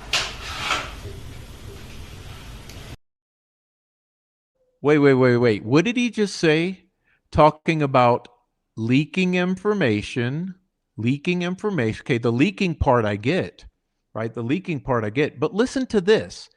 Now listen to this, because this is a double. Okay, this is a double drop. This is a fucking double info drop. fucking doing that because I live in Texas. So I had it was right here, 10:16. And then Indiana State Police called me at 10:18, talking to me about people leaking information and still discussing the case. So, I don't know exactly. And still discussing the case. Why can't you discuss the case? Why would he not be allowed to discuss the case? That one doesn't add up. I don't know exactly what's going on with that, but I know they killed themselves over it and somebody else got arrested. Yeah. That's exactly what happened. And I'm not... I mean, everything that I've told everybody, I've already told FBI, State Police, and fucking Delphi City. Information that was good leaked. Job. Good job, Erskine. Everything I've already told FBI, State Police, et cetera. Okay, so David exactly Erskine is smelling good here. And I'm not. I mean, everything that I've told everybody, I've already told FBI, state police, and fucking Delphi City. Information that was leaked via podcasts and internet was information that Delphi, Indiana State Police already had. Mm-hmm. But it didn't hear it from you, so therefore, yeah, you're quote-unquote a liar. Yeah. I had 2 phones at the time, and my first DNA fucking swab test and polygraph test, and Steve Mullins went through both of my phones, dumped them both. Wow. And left everything on one of my phones. Wow. Steve Mullins took both my phones and dumped them both. Yeah. I had 2 phones at the time, and my first DNA fucking swab test and polygraph test, and Steve Mullins went through both of my phones, dumped them both, and left everything on one of my phones. Did it? So 6 years later, when people were asking me if I had any quote-unquote proof of anything, and then they came off my phone to somebody else, didn't really see it being that big of a deal. Mm-hmm. And no, I never had any pictures of the bodies or anything else like that, no. Did it take DNA from you as well? Yes. Okay, he didn't say I didn't have photos of the clothes in the creek. He didn't say I didn't have photos of the clothes. He says I didn't have photos of the bodies. Okay, so that's an important distinction, because maybe he did have photos of the clothes in the creek, and that's what we've been looking at, and we've been lied to about who took those photos and when. Because doesn't it kind of make sense if he's the first one to discover this, he's the first one right there at those clothes, that he would whip out his cell phone and take a photo of what he's just stumbled across, because they've been looking for 2 little girls, and he stumbles upon these clothes. Maybe he takes the photos of the clothes. I'm just saying. And I mean, that all makes sense, but I'm not saying it happened that way, but it sure sounds like, he's leaving a possibility open to still be honest and not a liar like everyone else. Okay? Let me back that up a second. Shut up. Quote unquote proof of anything, and then they came off my phone to somebody else, didn't really see it being that big of a deal. Mm-hmm. And no, I never had any pictures of the bodies or anything else like that, no. Did it take DNA from you as well? Yes. Because I'm led to believe that I do have DNA. Yeah, they took my DNA 2 days after. Mm-hmm. Sat through like 72 hours of interrogation. It might not have been that much, but it was fucking. It was a week and a half between being questioned, interrogated. So they interrogated the fuck out of him. They took his DNA swab. They took both of his phones and dumped them, and they took everybody else's fucking shit you're about to hear. Everything. I went there numerous times on numerous occasions. Me, and so did 35 other people that worked on the same department as me too. So. Okay. Him and his entire department, me and the 35 other people that worked in the same department as me. Did you hear that? Numerous times on numerous occasions. Me, and so did 35 other people that worked on the same department as me too. So. So then when he starts saying, this is fucking the reason I moved, this had nothing to do with why I moved. That was totally a shot in the dark, because I wouldn't blame you, to be honest, with the shit that you got over you. Like, for one, it's Indiana. There's nothing there. Oh, fair enough. But, you know, as you said, your daughter saying that, yeah, you killed these girls on your own niece. I mean, wow. Well, that's what kids at school were telling them. I mean, that was bad, isn't it? I mean, that is bad. And with all due respect, David, this shit needs to stop, because there's a lot of people out there that are filling their pockets with, yeah, all these terrible stuff, you know. And that's why I reached out. It was totally on a limb, and I thank you so much for responding. And I know I gave you a lot of shit, but that's how I work. I mean, I don't take kindly to thinking that people lie to me, and I am sorry if I portrayed yourself that way, but in all honesty, I do have the highest respect for you. Much appreciated. No problem.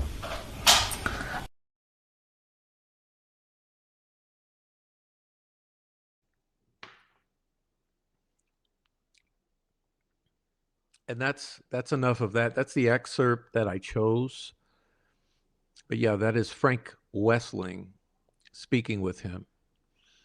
And I think if you go back and rewind this a bit and listen to it again,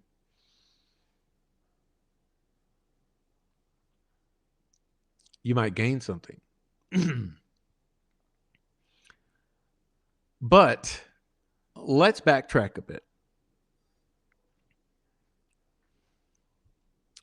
Now, we started off questioning how this whole thing doesn't make sense. Nothing at the beginning of the show made any sense whatsoever, correct?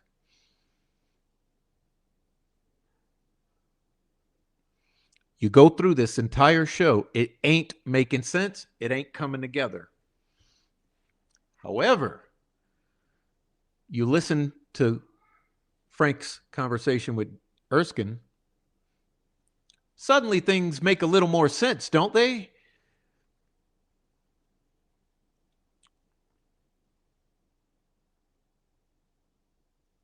So the bodies are found 9:30, 10 a.m., period, right? Why would he lie about that?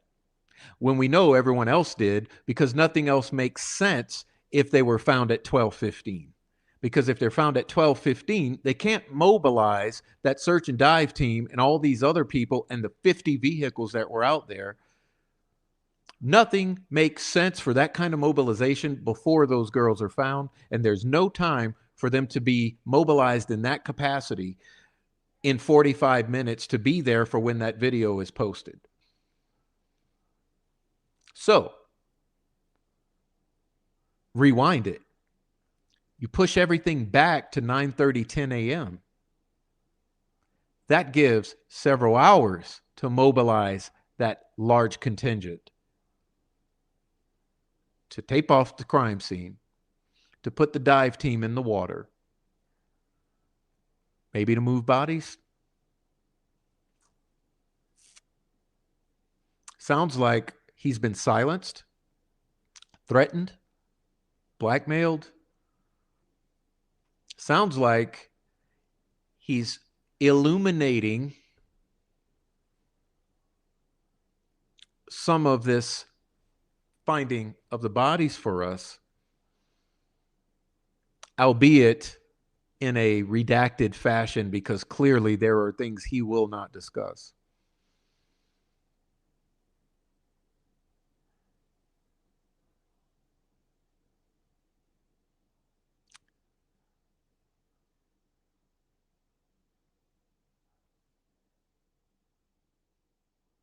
So here's the thing. We engaged upon this journey or exploration to try to gain some insight into the finding of the bodies on February 14, 2017. And hopefully you have more clarity at the end of this than you had at the beginning. And hey, we still don't know a damn thing, right? We still don't know a damn thing. But I think at a minimum, I've proven to you throughout the course of this live stream some things that are tangible that we can grasp a hold of and say, you know what? Yeah. And maybe we can't say this is what happened or this is what it is, but I think that we can determine this is not what it is. This is not what happened. And that kind of aligns with the story we are told. So in reverse engineering this, like I said at the beginning, going backwards through this, I think what we can determine is that the line we were fed is not possible. It's proven to not be possible. It's not likely. And it's basically bullshit. Where we're ending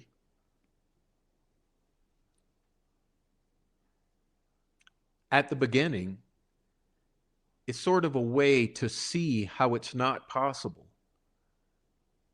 And maybe a little light shed on this. But I think it's proven.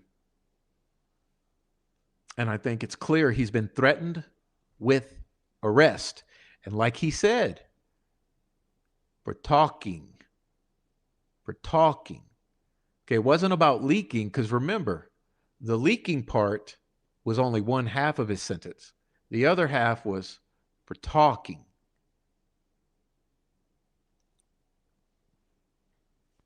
Anyhow, that's your live stream. Delphi Finding the Bodies, Wednesday, July 15th, 2026. And hey, think about this. We haven't even gotten into the calling off the search, what happened overnight, what happened on the 13th. I strictly limited this to sunrise on the 14th to the helicopter flying. That's our bookends. And so I might put it in the title here in parenthetically that we just bookended sunrise to the helicopter flying on the 14th of February, 2017. So hopefully this has been helpful, and I truly appreciate you taking the time to explore with me and maybe exercise some discernment, critical thinking, and try to, I don't know, divinate like what actually happened here. Because how does it make sense? Just someone please explain to me.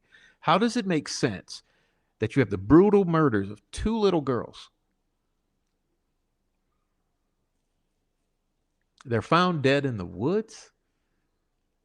And you have a story about the finding of them that makes no sense.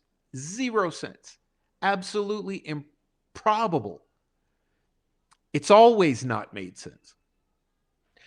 Like I showed you, True Crime Design knows it. I know it. You know it. If it doesn't make sense, it doesn't make sense. And there's got to be a reason why it doesn't make sense. And what would that reason be around the murders of two little girls? And who's being blackmailed not to talk?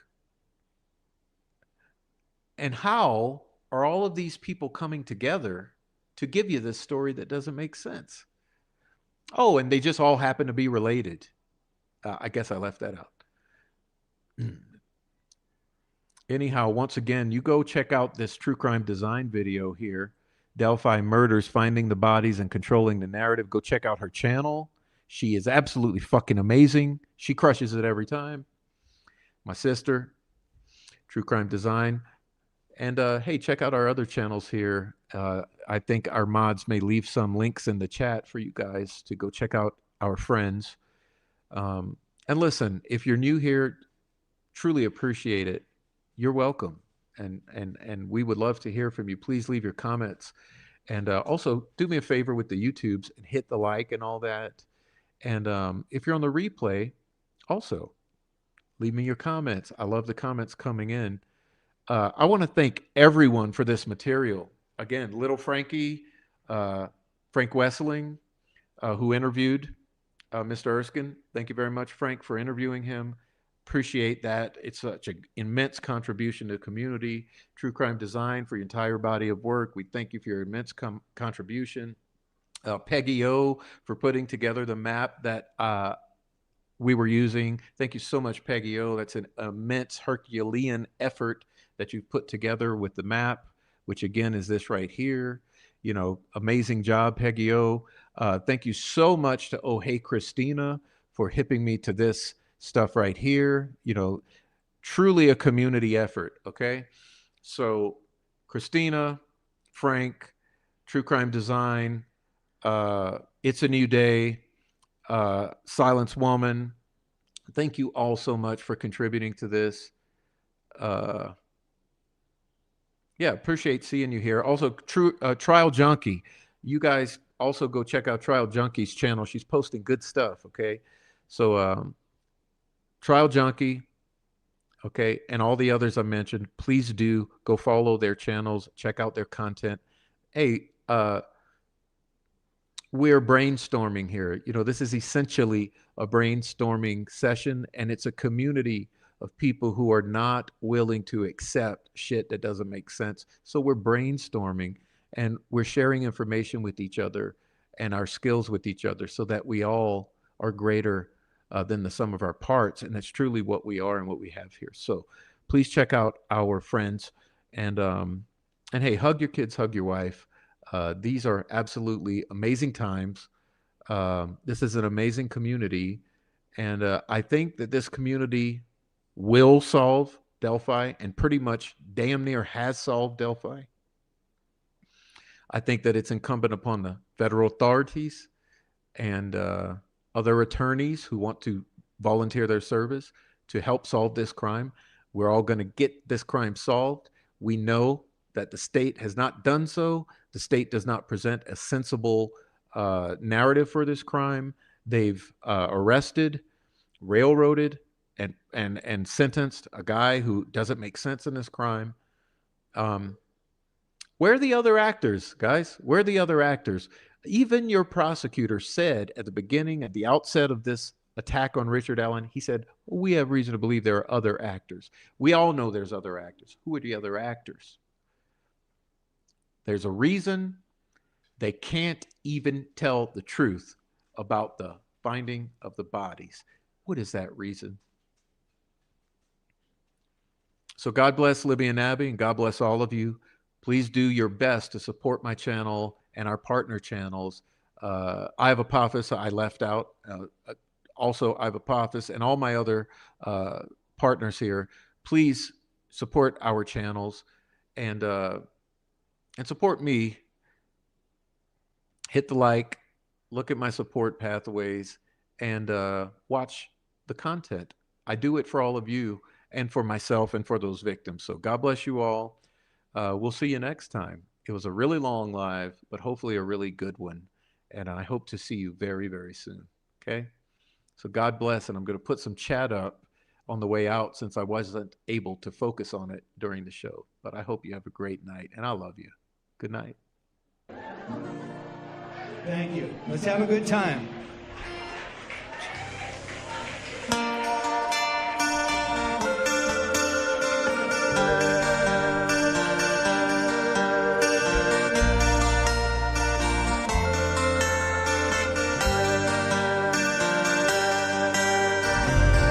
Taken for a trip on a new dimension ship. Taken for a ride over to the other side. Discovered that time's been forgotten like a song that they never played on the radio too long. They never played it on the radio too long. I can't relate to where I am. People just don't give a damn. I'll find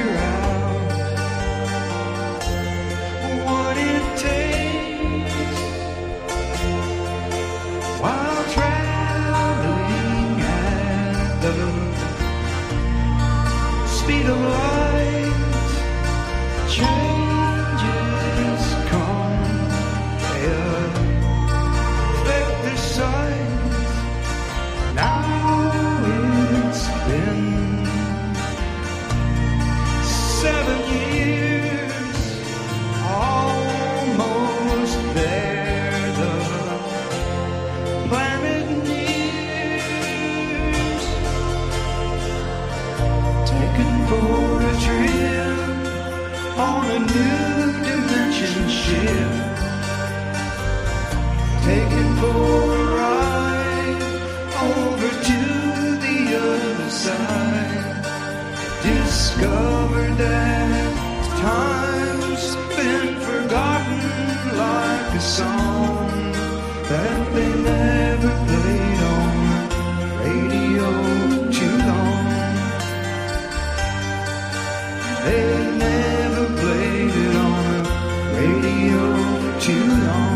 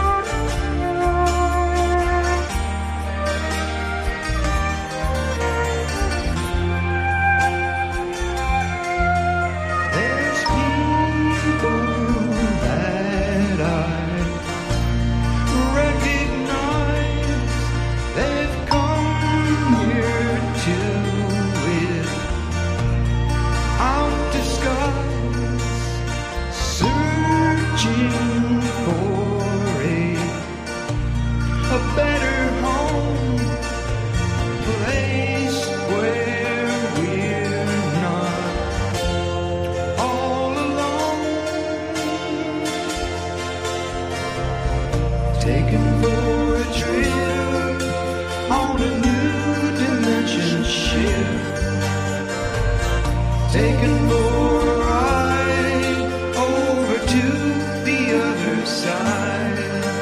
Discovered that time's been forgotten like a song that they never played on the radio too long. They never played it on the radio too long.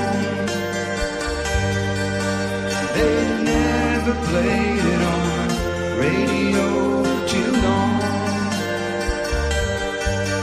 They never played it on the radio too long. Thank you very much. Mr. Doug Wright.